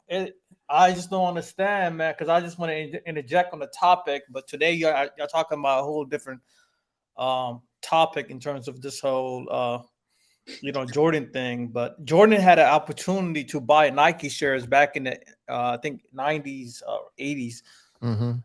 Man, if he took them Nike shares, man, he'd be more richer than he is right now. Way more. Let me ask you, Buck, do you think, because we got to get our egos out of this stuff, do you think black men understand business?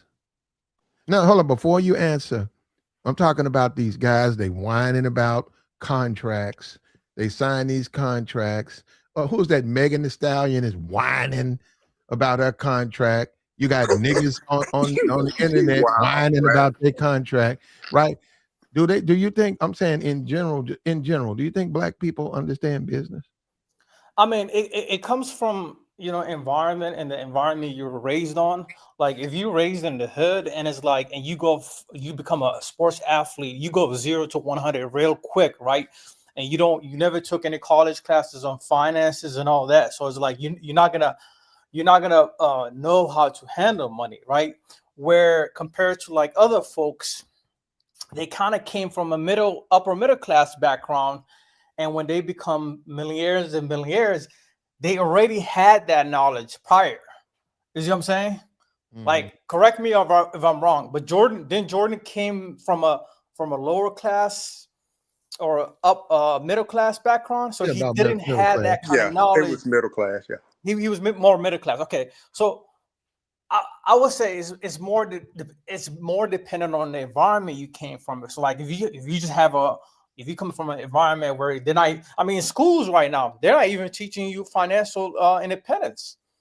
You see what I'm saying? Most people don't know about financial independence until they start reaching their mid 30s and 40s and 50s and 60s. You see what I'm saying? Well, do you agree with Dame Dash? And I'm not saying I'm not saying you should agree with anything he said. that's a terrible example, Platt. No, I'm just saying he accused the Breakfast Club. You niggas don't know nothing about money. And now I get it on face. That's like an insult. But I say, you know what, man? I rarely agree with this guy. But I say he's right.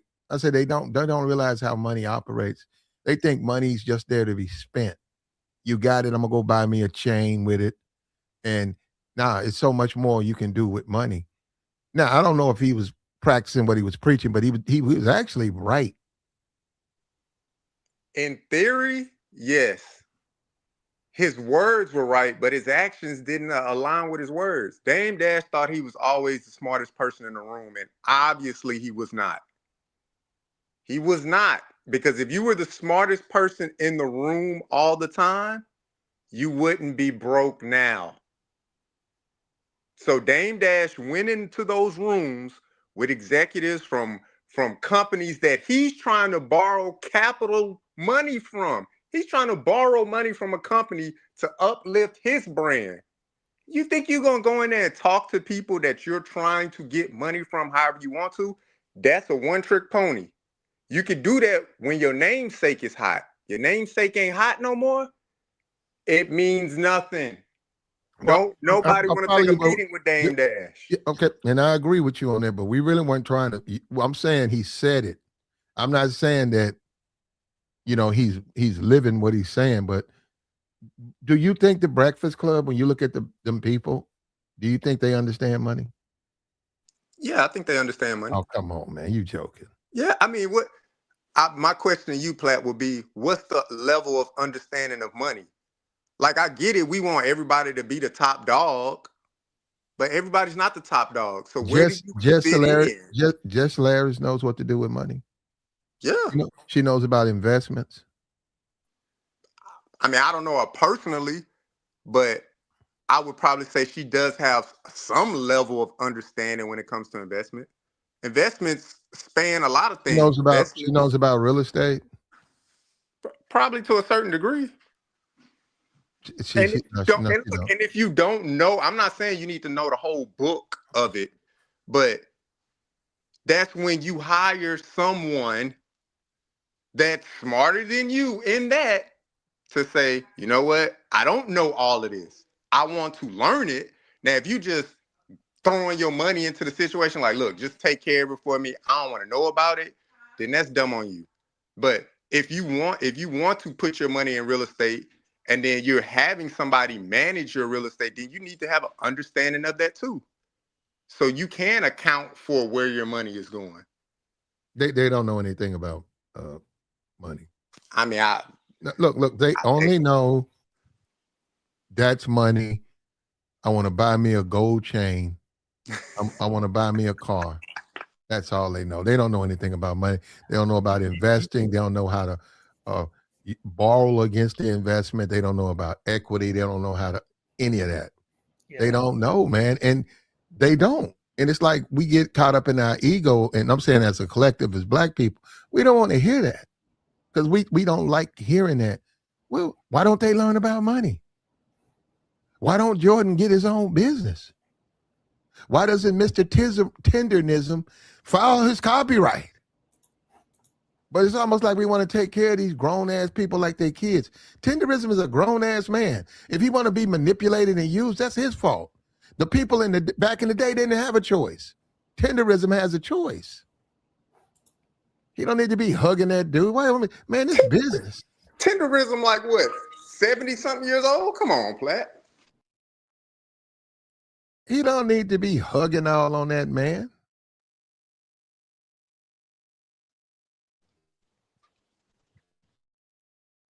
He don't need to be hugging on that brother. You hear me, JR? Sometimes. What's up with your mouth? Sometimes people hug you. I think the man. Hold on, Mel. JR. I hear you, Platt. I was helping my wife get some groceries out. I'm sorry about that. Go ahead, Mel. Go ahead. I think the man hugged Tenderism. I don't think Tenderism hugged him. You know how somebody just walk up and hug you? You didn't invite it. You weren't looking for it, but they just, they just hug you. I think that's the picture that was caught. I don't see Tenderism wrapping his arms around his brother, this man or whomever. I think man hugged him. So I don't understand why you making it seem like, Tenderism is all tender. I don't have no idea what you're talking about, Melon. Back at you, Platt. Well, okay, well, we're both confused. Yeah. When it comes to how come Mr. Tenderism won't go and file for his copyright? He didn't believe in himself. He wasn't financially astute enough to do that.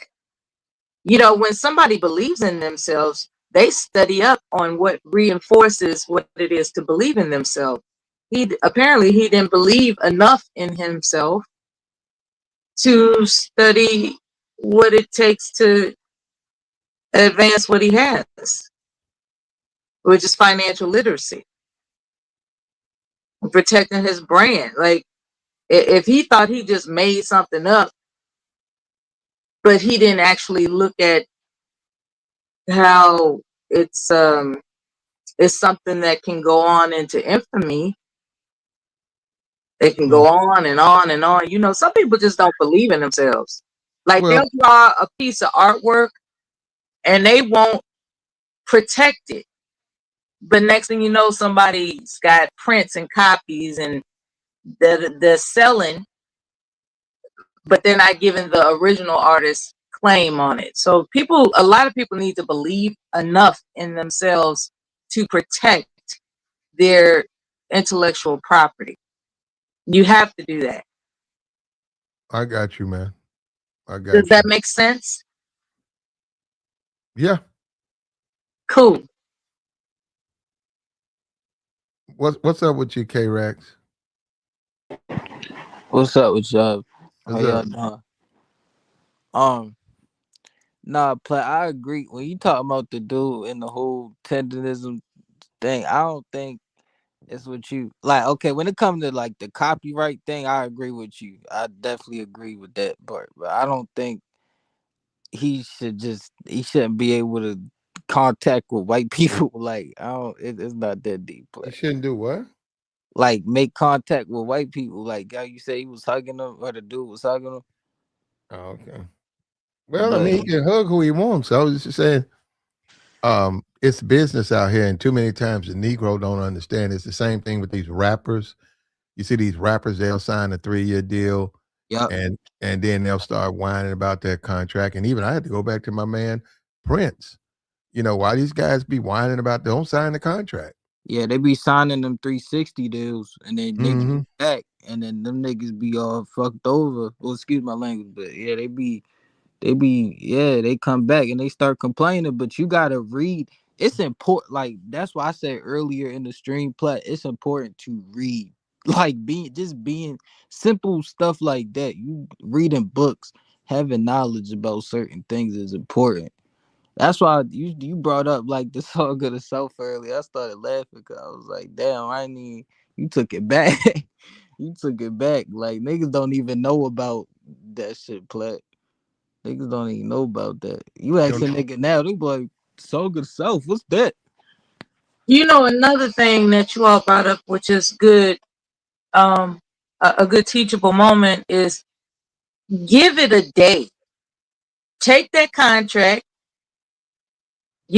go get whatever lawyer you're gonna get, have them read it over for you. It might cost you a grip to have that done, but a lot of people, when they are sitting in that chair presented with this contract, they will pressure them to sign it now. And that's where a lot of so really, whenever you're in a situation where you're presented with a contract, it could be something as simple as get free, I don't know, free ceiling fan, not ceiling fan, but for instance, if a company knocks on the door of an elderly person and tells them, guess what? Because you're elderly, you can get free solar panels on your already paid for house by the government. They just seduce them with this, but you got to sign now type of thing. And what Yeah. they don't realize and what they're signing, they signed over their house, right? And it's the same thing with these 360 deals. Those people who are crying about it now, Uh-huh. they were pressured to sign right then and there in the seat. I would advise people, if you ever are in a situation where you're pressured to sign right now, be skeptical. Yeah. Pause for the cause. I think Uh, when it comes, oh, go ahead, Play, my bad. no, I'm gonna say a lot. That's actually, I think you can get out of that door if you're an older person, senior, and somebody comes in and gets you to do something like make a bad decision with your money or your home. You just need to go get some type of help, legal service, and they'll probably put them people in jail if they're trying to do it because they probably done it to somebody else. So they'll lock them up for that because there's always been a problem. Seniors are vulnerable, but this tenderism dude, he deserves to be He's a compensated. senior. He deserves to be compensated.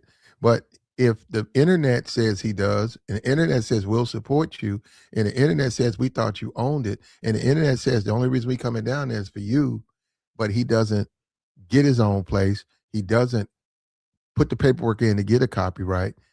Instead, he sits there and hugs Mr. Charlie. Um, that's on him, and you can only help him so much. And but it sparks my interest with the Negro because the Negro does this all the time. It didn't start with Mr. Tenderism. It's not going to end with him. Just like the Bill Gates. I said, when you look at the white community, look at Rob Storm and Bill Gates. Look at the way they work for the company and they saw the potential. They both did, and they went and did their own thing. They went and created. They could have worked there 35 years and got the gold watch and went home. The men went out and they created. You don't see that with guys like Michael Jordan. And see, Mike wants to be like that, but he's not a risk taker. He wants to be one. And then you look at what is this, NASCAR? What is that? So you get the white man to pat you on your head. See, Bill Gates didn't leave his company and start his own company so that platinum patted him on his head. Neither did Steve Jobs. They don't even exist. And the whole point with the Negro in America, it is a psyop because look at what it does to the Negro. I mean, they just get exploited. Michael Jordan done made this man so much money. He done made this man so much money. This tenderism guy, he done put this Destination Smokehouse on the map. And this is what these Negroes do, man. And all Mr. Tenderism wants to do is hug. Hug me. And that's the same thing your pit bull wants. Well, Platt, I'll say this, Platt. I'll say this. With him, I look because with everything you gotta look at different perspectives. We not like okay with him. I trust me, I 100% get what you saying, but he's up there in age, so maybe he looking at it like, okay, I realistically I don't have too much time on this earth left to really build what he might want to build. So like he might not be looking that deep into it. And I'm not saying he shouldn't. I'm definitely not saying he shouldn't, but he's up there in age compared to when you talking about Jordan and LeBron, like that's totally different. And see, when it comes to the black community, it's just a whole bunch of ignorance. That's what we got to work on. We have made ignorance almost like I saw this post on like Instagram the other day. It was like when we catch somebody reading books, and the nigga was reading. And it was like, yo, what you doing? Read it. Like, we can't be doing stuff like that, Platt. Like, we gotta. What that happened to your household? No. It was a post I'm talking about. Oh. It was a post I seen. But that's true though. Like, it's true. No, Like, that's not true. I've never seen that in my life. I mean, no. No, I'm they not pushed saying that out. Now they pushed that out about to fit in the black community. You have to dumb yourself down and you can't read. Yeah, you don't gotta do that. You don't Yeah, gotta that's foolishness. Yeah. That's never. And I believe me, bro. I understand the bad side of town. They didn't do that down there. They did not encourage people not to be educated. In fact, that's what they did more than anything. They pushed education, and a lot of them did. The people who didn't, it wasn't because people weren't pushing them. They didn't do it because they didn't want to, and now they're paying for it. But the whole political thing, the politics get people to think this foolishness that black people don't push education.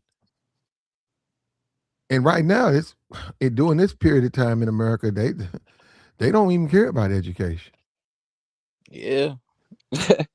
Yeah, it's like everything getting thrown out the window for real. Now, Miss Lacey says, for some reason, I don't feel bad for Tenderism. He had no business putting Mr. Charlie on when it comes to his recipes and ideas. Yeah. The whole belief about KFC, people don't believe that he created that. They believe that a black person created that. And when you come with all of your see, and then you see this is where people they keep talking about slavery. Okay, it was a terrible thing, horrible thing.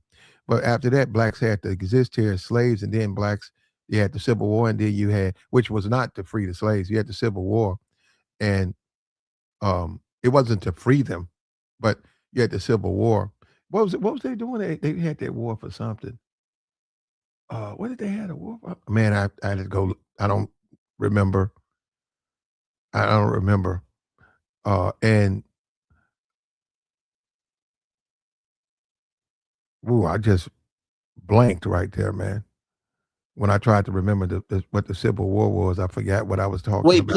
Plat, I think you said which civil you said the Civil War. I think it was about slavery, but it wasn't directly like I think it was like economic issues or something like that. It I was gotta go. definitely about money.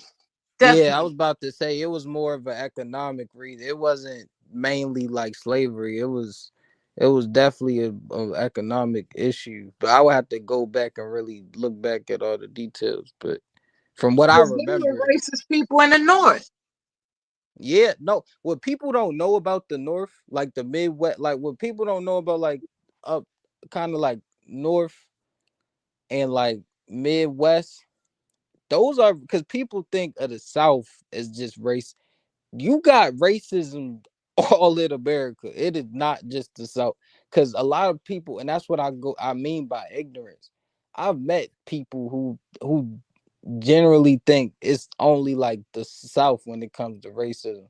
If you really know history, it's racism all up in like when you talk about Indiana, parts of Illinois. Now I'm not talking about Chicago. When you go outside of Chicago, um, what else up there? Like when you talk about just any one of those places, like it's not just in the South. Like of course you go to Mississippi or Louisiana, yeah, that's more blatant racism. But you go into those Midwest places, it's they Yeah. throw you off with the racism. Like they ain't gonna make it known, but it's there. Well, It's there. yeah. When you look at the way blacks have and wealth and the way they've been locked out of wealth, Yeah. and how politics, like you have a Fox News, and they make light of that. And we got the Negroes, the Stacey Dashes, who make light of it. It's not about voting for a conservative. If that's your point of view, if you are a Christian and you go by the holy word of the Bible, and the Democrats they want to dabble into all these things that go against the Bible, and you say I'm voting conservative, but you also have the opportunity to not vote. You don't have to be a liberal. You don't have to be a liberal. And when and I'm I don't know, but when you say conservative, not this political thing. See, when they say black people are conservative, that's a completely different uh, uh, use of the term as opposed to politically conservative, which fluctuates. It goes here, it goes there. It moves back and forth. The actual term, the way black people are, they've always been conservative people. They've always been religious people. They've always been like that. But that doesn't make them Republicans. But when you know the true history, if people knew the true history of America, if they knew the true history of the black in America, they would have no problem with reparations. They would have no problem with the things that black people need. But because they don't know and they keep it from them, they think that these things haven't happened. And when you look at a Jordan, it's people say, well, he's a billionaire. Well, to me, he still got exploited because that man had made billions off of him when he could have just started his own company And if this guy Phil Knight is a businessman, he would have supported Mike. See, that's what another thing about the Negro is Negroes think if they leave, somebody gonna get mad. That white man gonna get mad at them. They don't want that white man mad at them. So I grant them that, man. I don't know what it is. The white man has created some type of system of.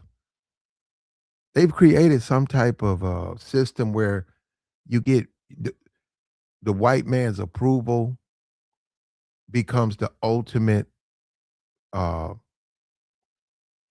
the ultimate desire for the black man. Just even it supersedes his own family. Having the white man's approval is the greatest joy and achievement the Negro can have. And you see that with the Beyonce. You see that now with the Jordan. Well, ain't just now, you see it with Jordan. And see, when them white boys fired him, because see, you guys can say what you want. I don't know what I'm talking about. When them white dudes fired him, he almost had a heart attack.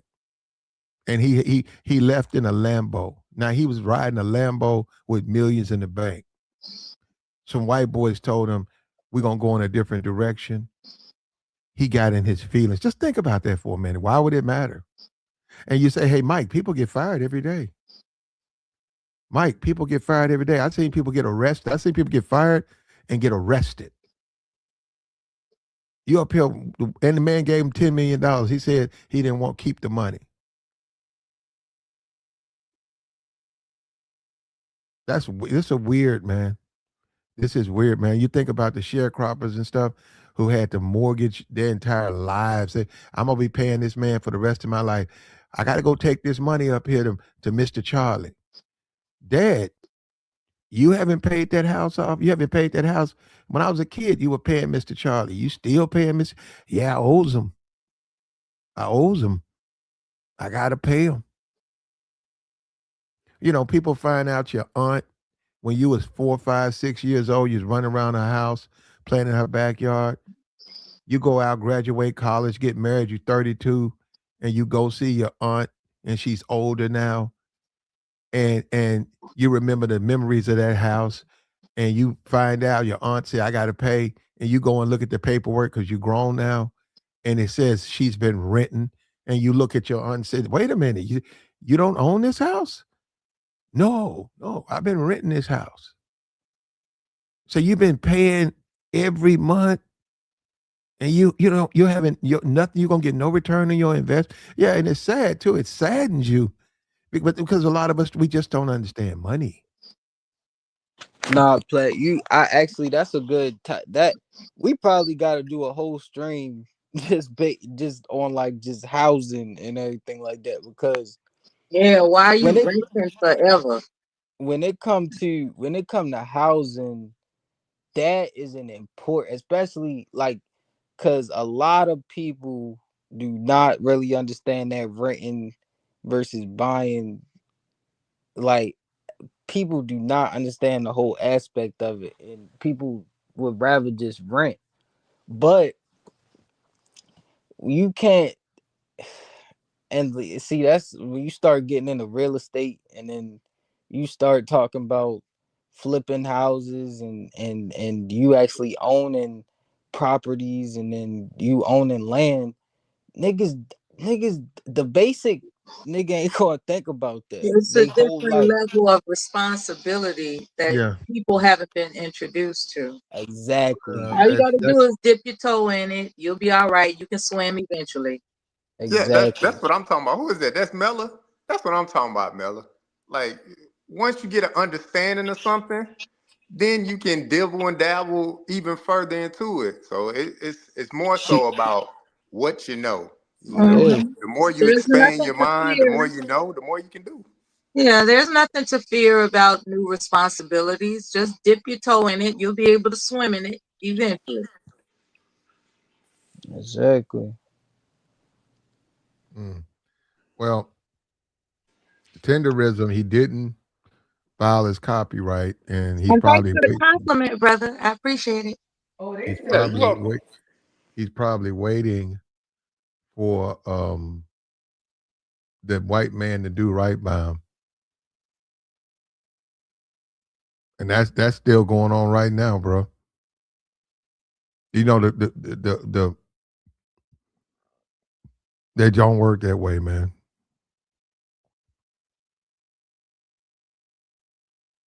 And in this movie Sinners,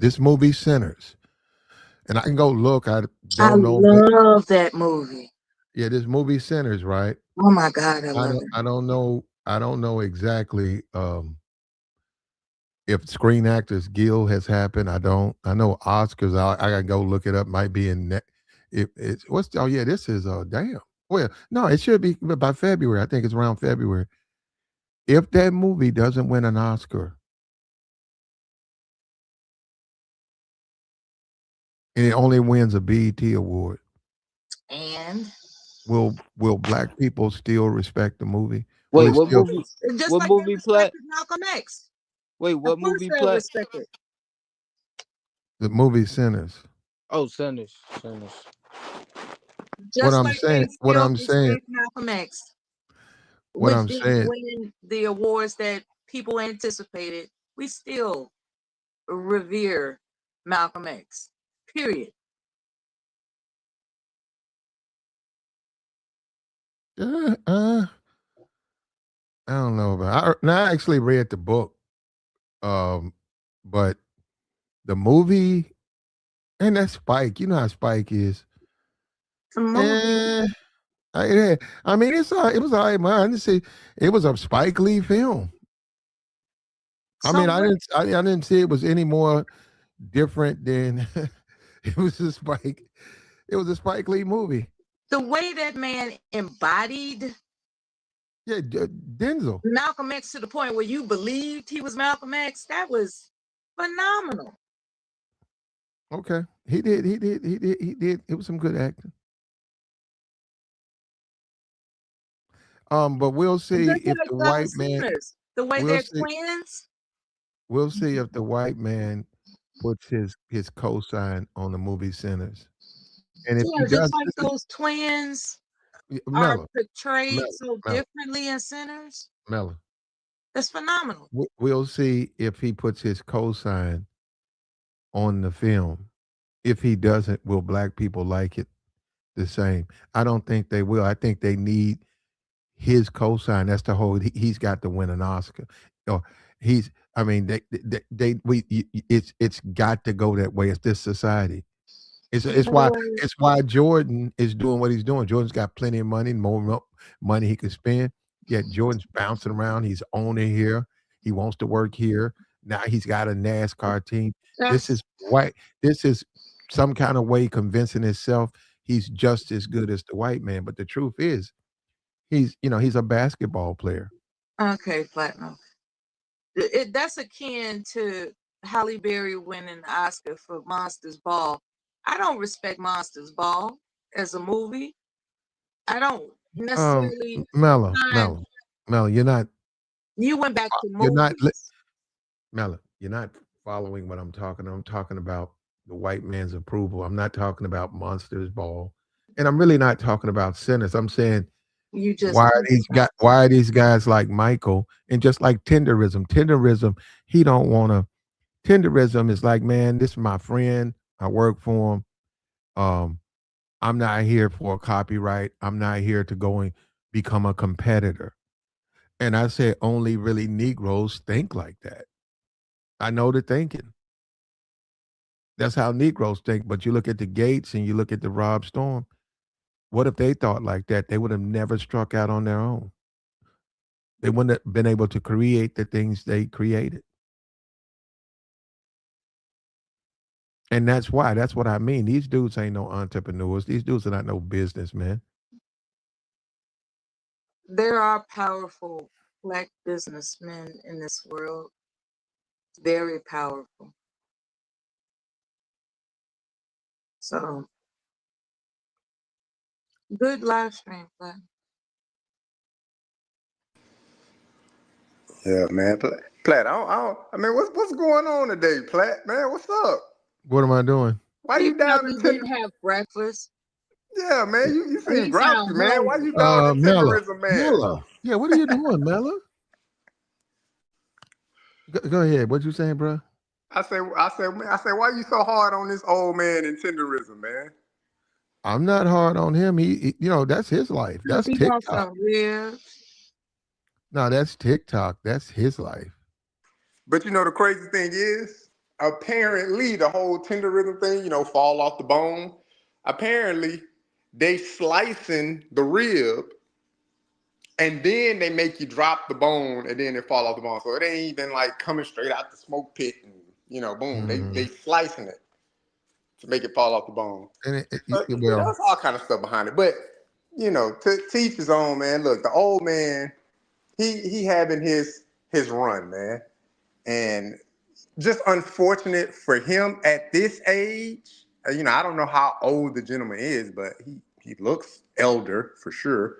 At his age, man, look, he probably just enjoying the run, man, enjoying the people coming, showing him love. And that's probably enough for him at that age. Now, if he in his early 20s, 30s, something like that, 40s, maybe even 50s, where you can try to capitalize off this situation even more, I'd be like, go for it. But if this man over 70 years old, look, he got more life behind him than he does in front of him. So I don't know how he grew up. well, you're I don't right. know what his Eating circumstance them is now. ribs. And But eating them ribs ain't eating. Yeah, that it's ain't. sitting on the stomach, huh? That red meat sitting on the Man, yeah, stomach. no, he's just too old, man. It's not even that. It's just that he shouldn't be, because he's doing it every day. He shouldn't be eating that stuff like that every day. Yeah, I mean, and who knows if he eating this stuff every day, man? Look, when I was a teen and I worked at Popeyes, it was cool to eat Popeyes the first, about 2-3 weeks when I initially started there. After that, I was like, yo, man, I'm going on lunch break. I'm going somewhere else. I'm bringing my own lunch to work. It amen get to old this. after a while. Eating the same thing over and over. You going in, get some beans, get some mashed potatoes. If they serve coleslaw there, I'm not a fan of coleslaw, but if they serve it there, I'm pretty sure they do. It's a barbecue establishment, smokehouse establishment. You eating the same thing. Oh, he probably ain't even eating that like that no more, man. He probably isn't. Until we get away from this. Look, there's absolutely nothing wrong with the Oscars giving that movie best movie of the year. There's absolutely nothing wrong with that. But it's like that we chase it too hard. Oh, you talking about Sinners? No, just nothing. No, I'm It asking don't you. You matter, man. mentioned the Oscars. No, So I'm just saying. I'm talking Sinners. about. I know why Tenderism doing what he doing. I'm a black man in America. He wants to get along, man. That's his friend. And I said, well, how come we don't ever think like business? And we don't, because we don't think about business. We don't look at the world the way the we don't look at the world the way the businessman looks at the world. We look at the world from almost like a childlike position where I'm we sad to don't hear you say that. we look at it like the way a child looks at the world. We don't look at it the way an adult looks at it. And that's why one of them is copyrighted the term, and the other one is cool with that, and they gonna trust. I trust that he gonna do the right by me. He's always that shit. Oh, That ain't how it works. I'm sad to hear you say that Black families aren't interested in prioritizing education for their children. They rather get them Jordans, which Michael Jordan doesn't own, as opposed to studying the business model in which Nike talked Michael Jordan out of his well-deserved money. I'm sad to hear you say that, Mm. but I guess it's a fact. Yeah, well, and he didn't talk him out of it. He didn't want to get out of the deal. And I'm not saying it wasn't a contract. He just simply didn't want to start his own business. But I would ask the question: when does opportunity meet the time for him to start his business? I mean, at that point in time, his business was trying to be the greatest player ever in the NBA. So that was his business. So I mean, I get it. I mean, people can say, well, yeah, he got offered to buy out a portion of Nike at that time. You know, when he got offered to buy that, Nike was at its lowest at that point. It wasn't at a high point. It was at its lowest. He didn't see the So vision. That's what you're saying. So yeah, he didn't. he stuck He to the didn't. guarantee as opposed to enact on a vision that they were presenting him. I wouldn't even, Mel, I wouldn't even say necessarily a vision. Like the opportunity was presented, but that wasn't his mindset at the time. Like he's focused on his craft of being a athlete. But why Like I'm trying wasn't to be the best athlete I can be right now. And why wasn't I understand you business? presenting me with the opportunity to be a businessman, But but listening to Platinum, it can be examined why his mindset wasn't on business. I would ask the question as to if Platt is saying his mindset wasn't on business, I would beg to differ. I would say his mindset was on the business that was in front of him at the time, which was basketball. Because let's say he takes on being the CEO, or you know what? All right, cool. I'm gonna get bought out of this contract, or I'm gonna buy into this and be part owner of Nike, or whatever the case may be, whatever the situation was. And let's see, he has to now devote more time to being a businessman. We may not get the player Michael Jordan. You see what I'm saying? Like Oh, opportunity has to meet the circumstance. he had to concentrate on the performance of Exactly. as a sports star as opposed to dedicating his concentration on um balancing this new investment. Okay. Yeah, Exactly. Like, it you was know? taking attention away from what he was concentrating on at the moment. Okay, that makes sense. Yeah, because to me, like I said, Mel, I look at it as like tremendous opportunity presented to him. But again, Nike was on the down. They weren't trending up, they were down. So they looking at him to be like, all right, look, you can buy into it, and you know, it can become something even greater. I'm sure that pitch was even there. Look, it becomes even greater. You could be a billionaire even faster, you know, whatever the case may be. But he was probably looking at it like, okay, well, how much time would I have to dedicate to this? Because if I'm just going to give you money, I do want to be at the board meeting. I want to sit in. I want to make the decision. Does that take away from me Right. practicing my craft? Yeah. No, Absolutely, it does. I don't believe that Phil Knight wants him on the board of directors. If he wanted him on there, he'd be on there. And if you know their relationship and how much money he's made, Phil is low key diss to keep him off the board of directors. And it's also a dog whistle. Look, let's be for real. Phil Knight's a white man. He's letting he's just made his biggest contribution when he put $3 million to the Republican Party, I think in Denver or something like that. Phil Knight is letting the guys, the NFL owners, he's letting them know, the other billionaires, hey, this dude worked for me. He don't have no say on my company. He just is an employee.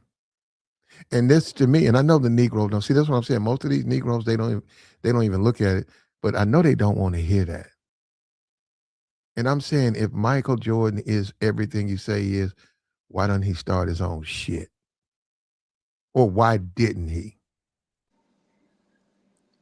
Like I said, only thing I can think of that seems rational at that time.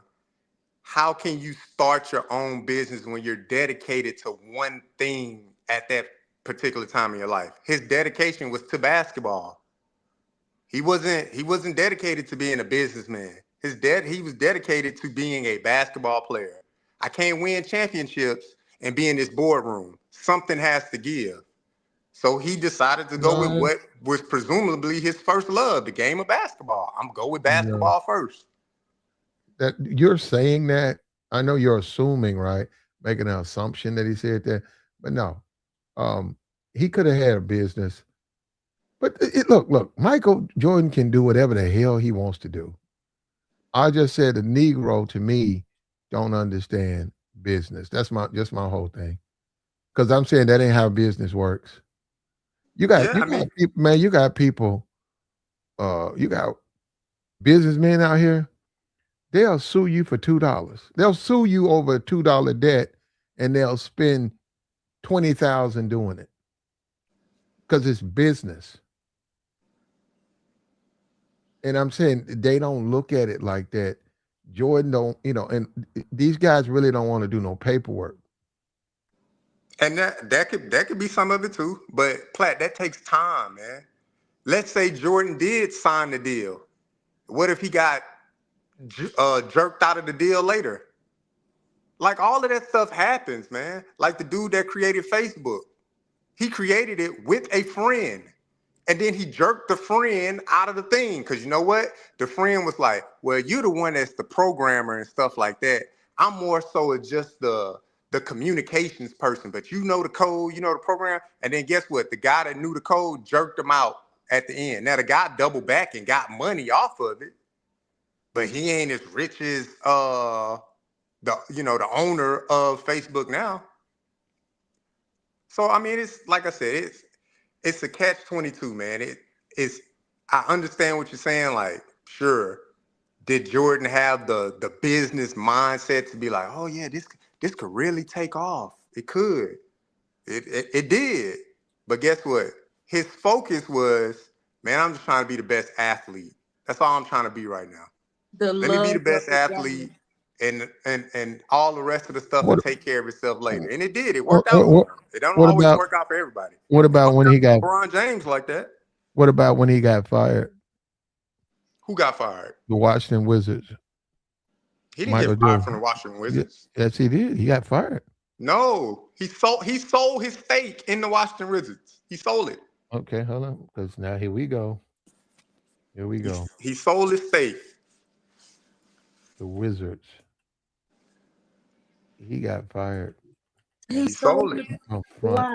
Because they were losing. No, he sold it. Somebody came in and offered like $3 billion for the Charlotte Hornets. Oh yeah, you can't turn that down. You can't turn that money down. Hell no, you can't turn that down. That's like the same thing with Beats by Dre. Everybody like, oh, Dr. Dre sold out. Why would he sell Beats by Dre? Somebody came in and offered him like do I need to show you $5 billion? Do I need to show you? Because I don't like to share my screen like that. It says, yes, Michael Jordan was fired from his front office role, president of basketball operations by the Washington Wizards, Abe Polian, on May 7th, 2003, shocking Jordan, who expected to transition fully into the role after his final season playing for the team, with the decision stemming from a player's poor team performance. And I guess they didn't like him or whatever. But then, anyhow, and it goes into the reason, infighting. We don't even know if that's true. You know what I'm saying? A hostile work environment, 3 losing season. Oh, hold on. I got my stories mixed up. You are correct. Jordan he did get fired. It said Jordan felt blindsided and used, which he was. I'm thinking about the Charlotte Hornets. That's my bad. Not the Hornets. Hold up. I'm thinking about the Charlotte Hornets.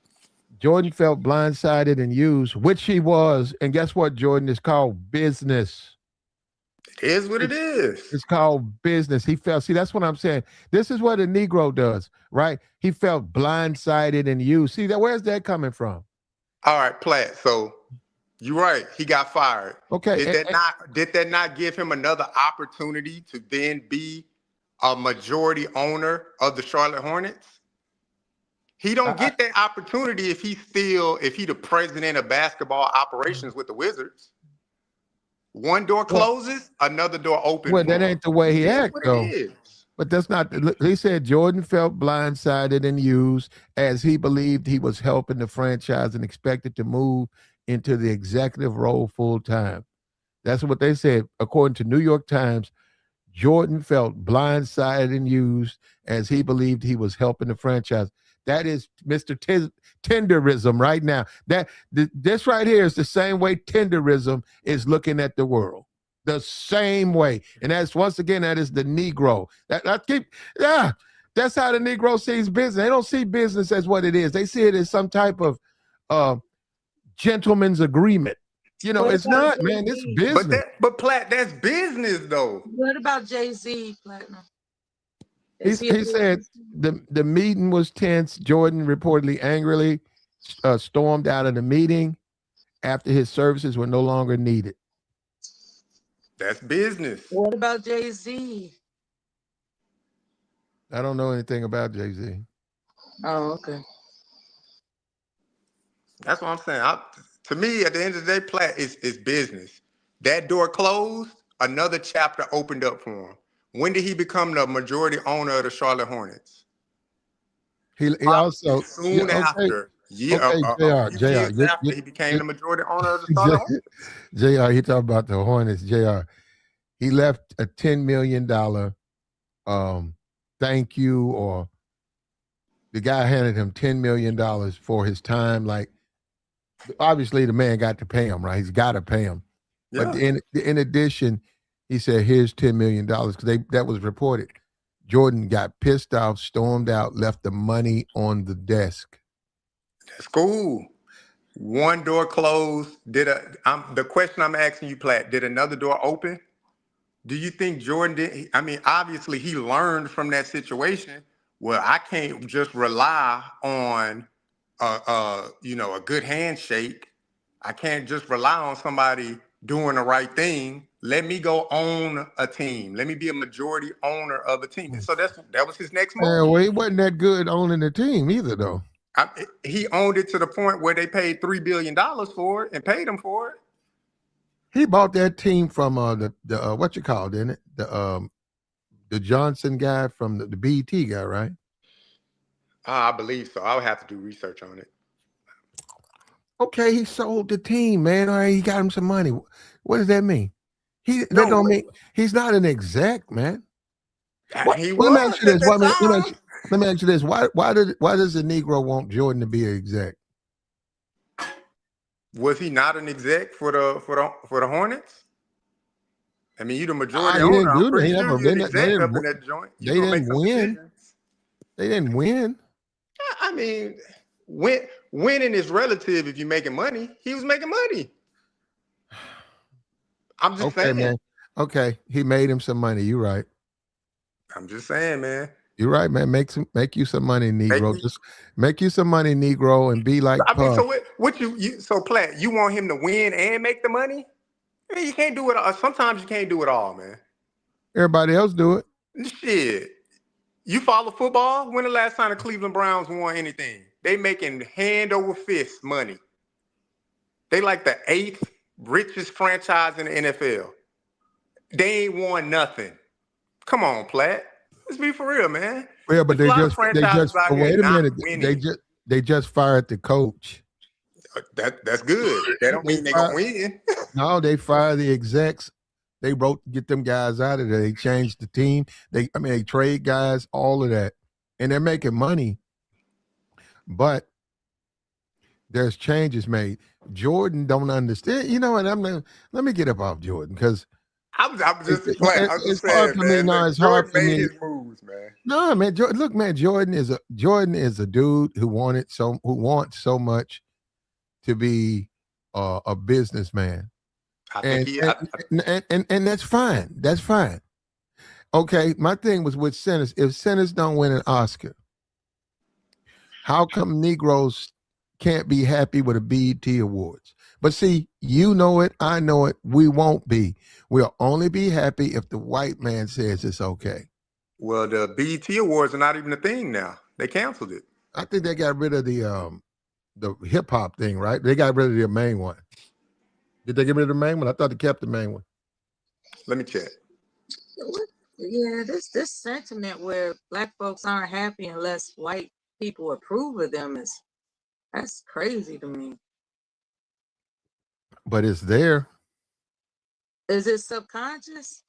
Yeah, I think so, man. I think it's how we get brainwashed into it over as we grow up. It could, because it's just how we see achievement if the achievement is only blessed by blacks, it's just same achievement, but it's lesser. If it's a blessed by whites, it's a great achievement. Yeah, I just didn't look at it like that. Um, Growing up in an all black neighborhood, like all black every day, and then I joined the military, and I'm surrounded by these white young women, um, and we're getting along. It didn't make me feel greater because I'm getting along with white people. That didn't make me feel greater. They're just people, you know. It They're just matters. It matters to Jordan, and that's fine, man. I hope it work out for him, bro. Yeah, that's a cold statement right there. Black folks don't think they mean anything unless they get the white folks' approval. Even over your spouses and family. That's crazy. You know, there was a Negro. They took it down. The city they complained, took them about 3 years. They finally removed me. It was a plaque. They put a plaque up in this city, and this black dude. This was doing Jim Crow and segregation. This black dude was down there by the docks,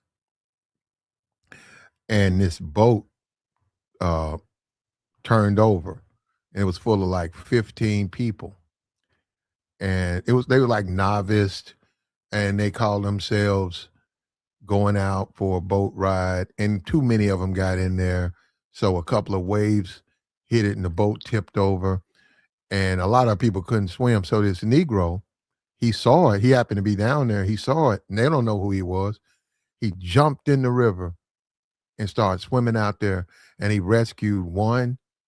He rescued two. He went back, got another, and I think he rescued about 7 people, and a bunch of them drowned.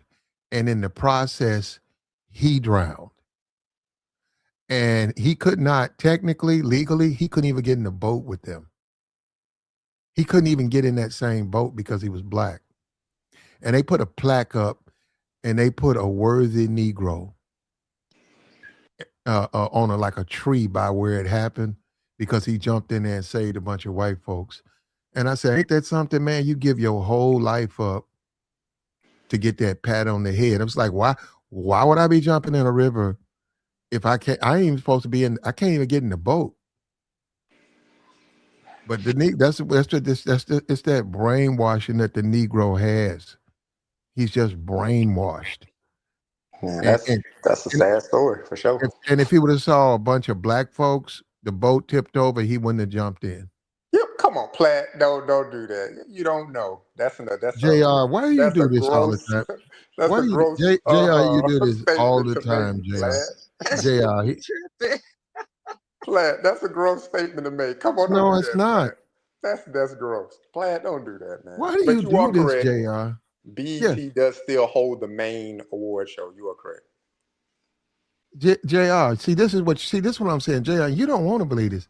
If that Negro would have saw 15 black people, maybe the boat holds 8, and 15 got in there, and the boat was low, and then the water and all the people started to drown. That Negro wouldn't have jumped in there. He would have said them Negroes should have known better. I would think different, Platt. I just think differently, Platt. I understand what you're saying. I just think differently, man. To me, I mean, look, the guy showed the act of heroism, right? He risked his life or gave his life pretty much to save other people. I would hope And and, that and if if, it was a and if boat they, of 15 black people, he would do the same. and if he would have And survived, that's just him. That was just him. and if he would have survived, Jr., he would have woke up in handcuffs, because legally he wasn't supposed to be putting his hands on them white women. Oh Come on, Platt, you wild, man. That's crazy. my God. Platt, you a wild boy. What's going on with you, man? What is going on with you, man? I caught your playback Oh my God. I think 2 nights ago. I ain't gonna mention the person name, but what I will say, that was the old platinum right there. That's what got me to your channel. I was just like, boy, Plat back in his bag. All right, now I see him.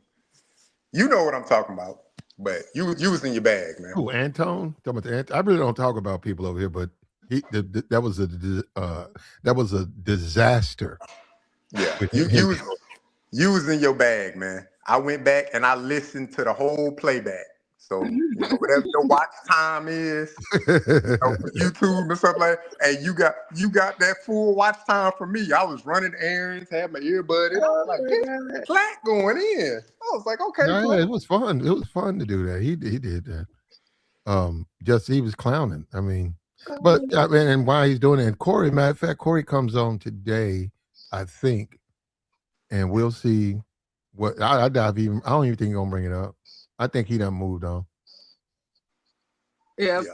most likely Corey Holcomb has moved on. Most likely. Yeah, Corey don't look at it like a guy like him. He ain't no value.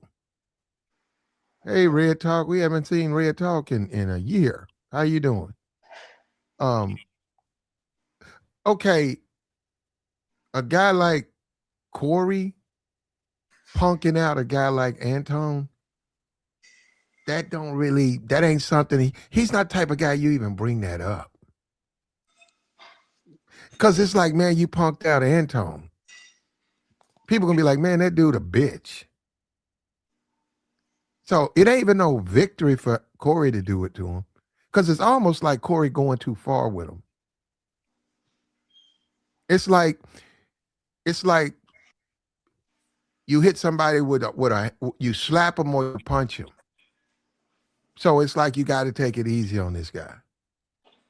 You can't punch this guy. But yeah, I don't want you to go back down that road because I think you you got a good grasp on it from that previous YouTube. Well, it was funny. But it was good. It was good. It was funny. very Now I'm the entertaining. same guy. I don't know why you guys I will don't say know. that. I'm the same guy. I'm kind of new to this YouTube space. I only been in it for maybe about 10 months or something like that. But I've been on your platform a few times, and people be like, "Man, Platt, you done changed up, Platt. You ain't the same Platt." So I went back and listened to some of your older stuff, and I was like, I can see it there, but The same thing, man. you You was just definitely you have to on it a little bit well, hard. first of all, you have to follow YouTube guidelines, and you have to understand it, and then it has to be the topic. It was the same things. We had my stuff. I enjoyed doing it. We had fun. That particular thing, it happened, and like I said, it just depends. For that thing, all of that bravado, and that's fake bravado. I don't get a wrestling. And dudes who, like, if you've really been out there, and it's the thing when people say that, nobody's saying I'm in the streets, but I certainly understand them, and I certainly know dudes who are. Yeah. And yeah, that don't work. Walking around beating your chest. Matter of fact, right now, if I want to get a beating, an absolute beating, if I went down to the trap right now and started acting like I was a tough guy, it'd probably take about a good 20 minutes before one of them dudes called me out. And I'd get a beating. Now, I didn't say I wouldn't defend myself. What I'm saying is if I'm down there trying to like, hey, man, what the fuck? Hey, man, I'm a real man. We real over here, man. Hey, man, watch how you looking at me, man. Who this nigga right here, man? Who you supposed to be? She is, nigga. You better check my background. You better check my motherfucker. That's what I'm saying. I get a beating. Somebody eventually gonna be like, who is this dude? Hey, man, what you want something? All right, well, bye, man. What you mean, bye, nigga? You can't tell me where to go, nigga. No, fuck this, nigga. You got me fucked up.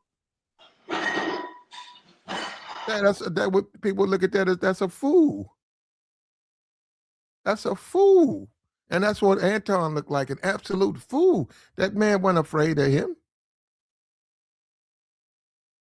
And and guess what they wouldn't do? They wouldn't do it outside. They would proceed to take me to pieces right inside, right where I'm at. And I've seen that. I saw a dude. He was talking. We was all out, and I think we was at a fair, and he was just talking crazy, man. And he got fronted, and this dude said, "What?" This dude had his wife with him. He said, "What? Who are you talking to?" "I'm talking to whoever trying to catch it, man.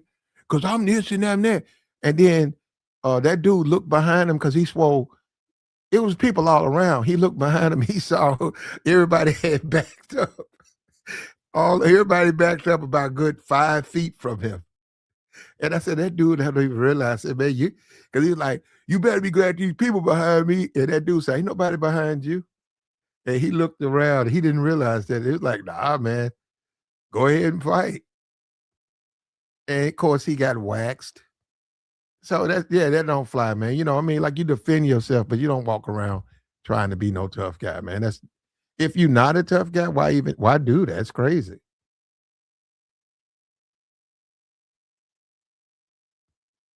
But so much for that, huh? Money, no power, man. I gotta get me some power, man. Well, hold up, JR. I ain't got no money and I ain't got no power. I got a long way to go, don't What Hey does man, everybody got to start from somewhere, man. what does power look That's like what I for tell you people. You got guys? to start from somewhere. I? To change things, um, to be listened to. Mm-hmm. When you take, say a major company, right? Say Google, to go into the offices of Google and they're listening and they change things based on what I say. Um, to be able to walk into um, a hotel and my room, everything's already for me, and they said, "This is your elevator. This is your floor." You fly to a foreign country and you meet the president of that country. You meet the leader, and they say you're invited to a lunch, a breakfast with all the powerful people, and to say stuff to them and they make change. I need me some power, man. I need power, and I think that's what we need to be raising our children to strive for power. Okay, yeah, you get the money comes, the money's coming, or the money will come, but you focus on that power and get away from this rapper and all this NBA and stuff like that. Get you some power.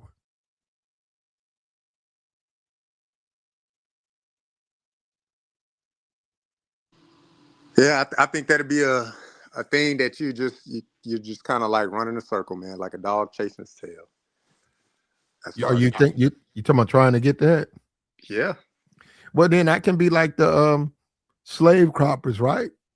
I just be an old slave cropper Negro. Be happy with my wife.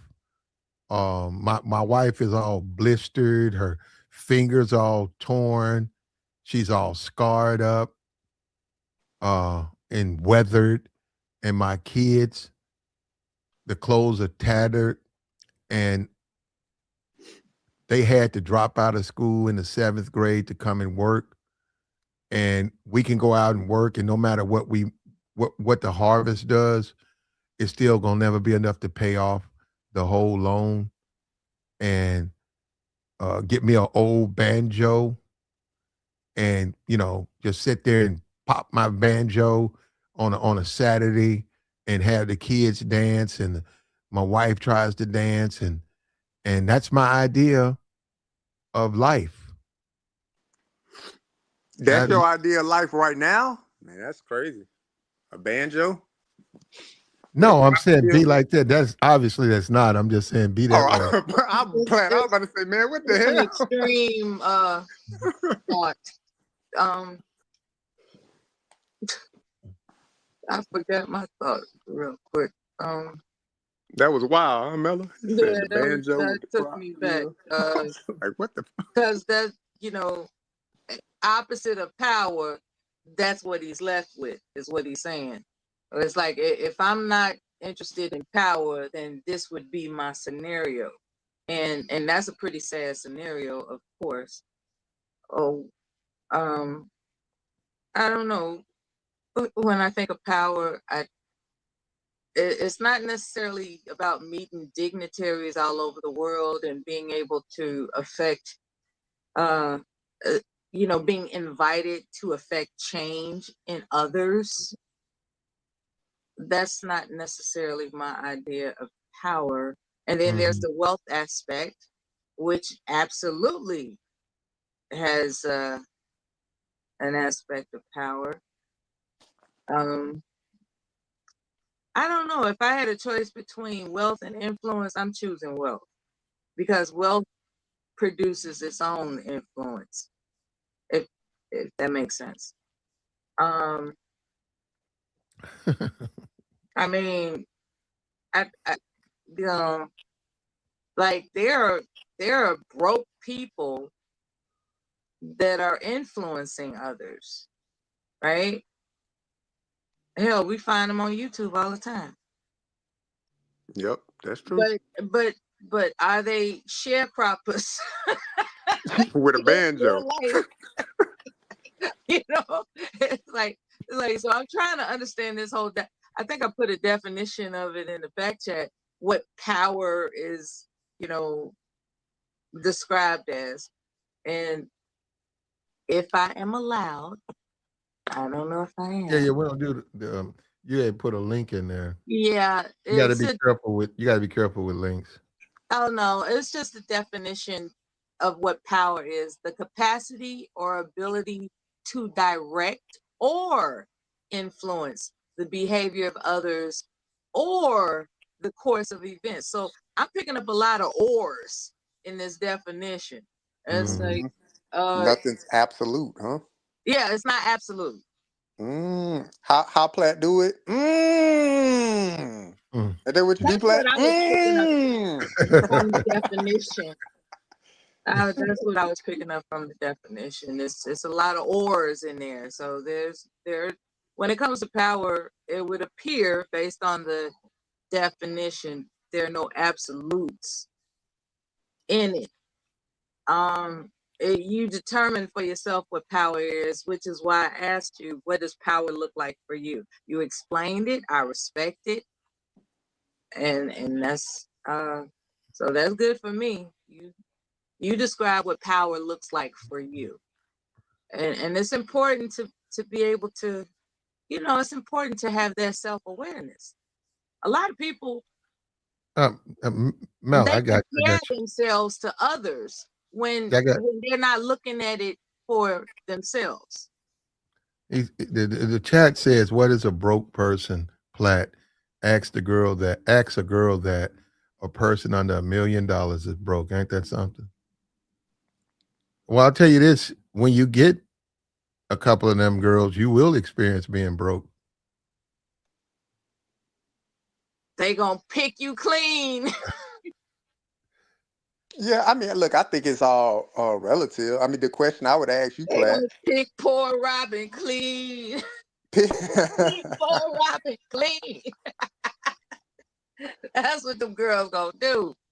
Let them find out you got $1 million, baby. They sharpening their knives and forks and coming for you. Thinking in, huh? I mean, I think that's relative to to the situation, because if you only have just $1 million, what you gonna do with $1 million? You got $1 million in the bank account. Are you venturing off to then double that money so that money can grow capital for you? With that being said, brother, and platinum as well, do Black men have the discipline it takes to grow that $1 million, or are they gonna fund it off? Do Black people really know how to hold on to money, or do they want to buy another Rolex? Yeah, we're not really as a people collectively, we're not, as Black people, not every one of them, but collectively we just don't understand money. We've never been taught money, and it's probably because our parents and their parents never had money.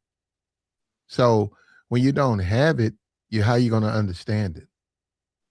And like, and that's the thing when you talk about a aunt who may have been renting a apartment when you was a kid, you 31, and you love that house, and then you realize, and you see that in the paper, you can look at the, go get the mail, and you look in there because it's a mortgage, and maybe you might be in a real estate. You might say, let me see something about this house because I think I can do something with it. And then you realize that it was a rental. You can't look down. That's what we see this, and that's what I'm saying. People like that just don't know. I'm not saying like Jordan is a little bit different. He know. See, when you say sharecroppers, you and peons, you can't look down on a peon because they weren't allowed to be anything but that. It was against the law, and they like you couldn't sell the corn. You couldn't sell the peas.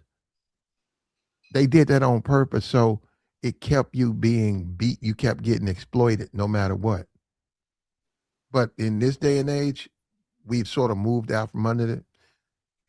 A guy like Jordan can start his own shoe company. He didn't. And was it you? You were saying stock options. He turned them down. Yeah, He he could have. turned it down. He could have bought got how much in stock options? It was a significant amount, but he turned it down. Why did he say why? I I don't know, but that's what we were speculating about.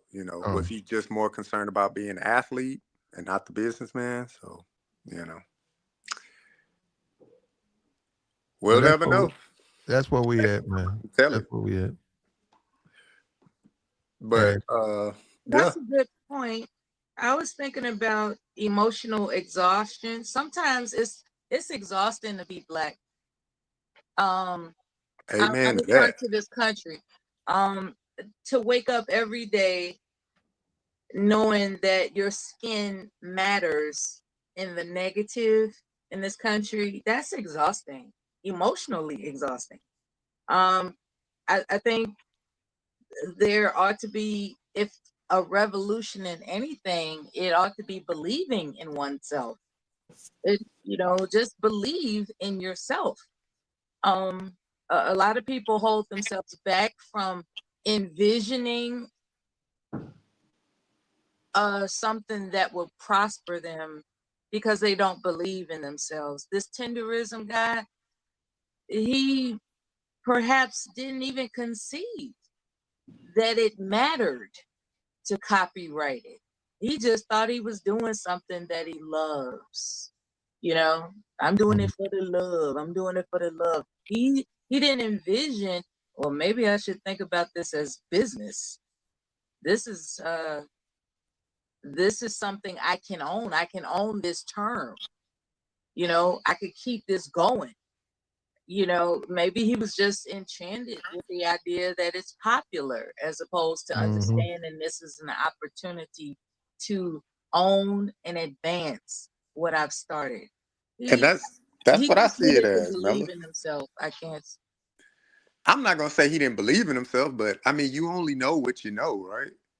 I'm, if I'm grading somebody, if I put But what prevented him from geophysics wanting to equation. know? What prevented him from wanting to know more? Is what I'm. That's what I'm saying about it being exhausting to be Black, because a lot of times it obstructs someone from wanting to know more. It's like, I guess I'm just doing good for a Black person.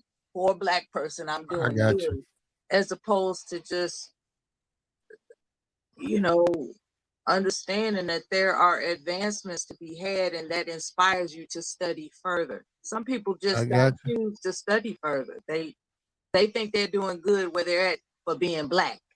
And I think being Black is just exhausting people from discovering more to be had, if that makes I sense. got you. I I got you, Mello. understand it. We're gonna let JR have the last word.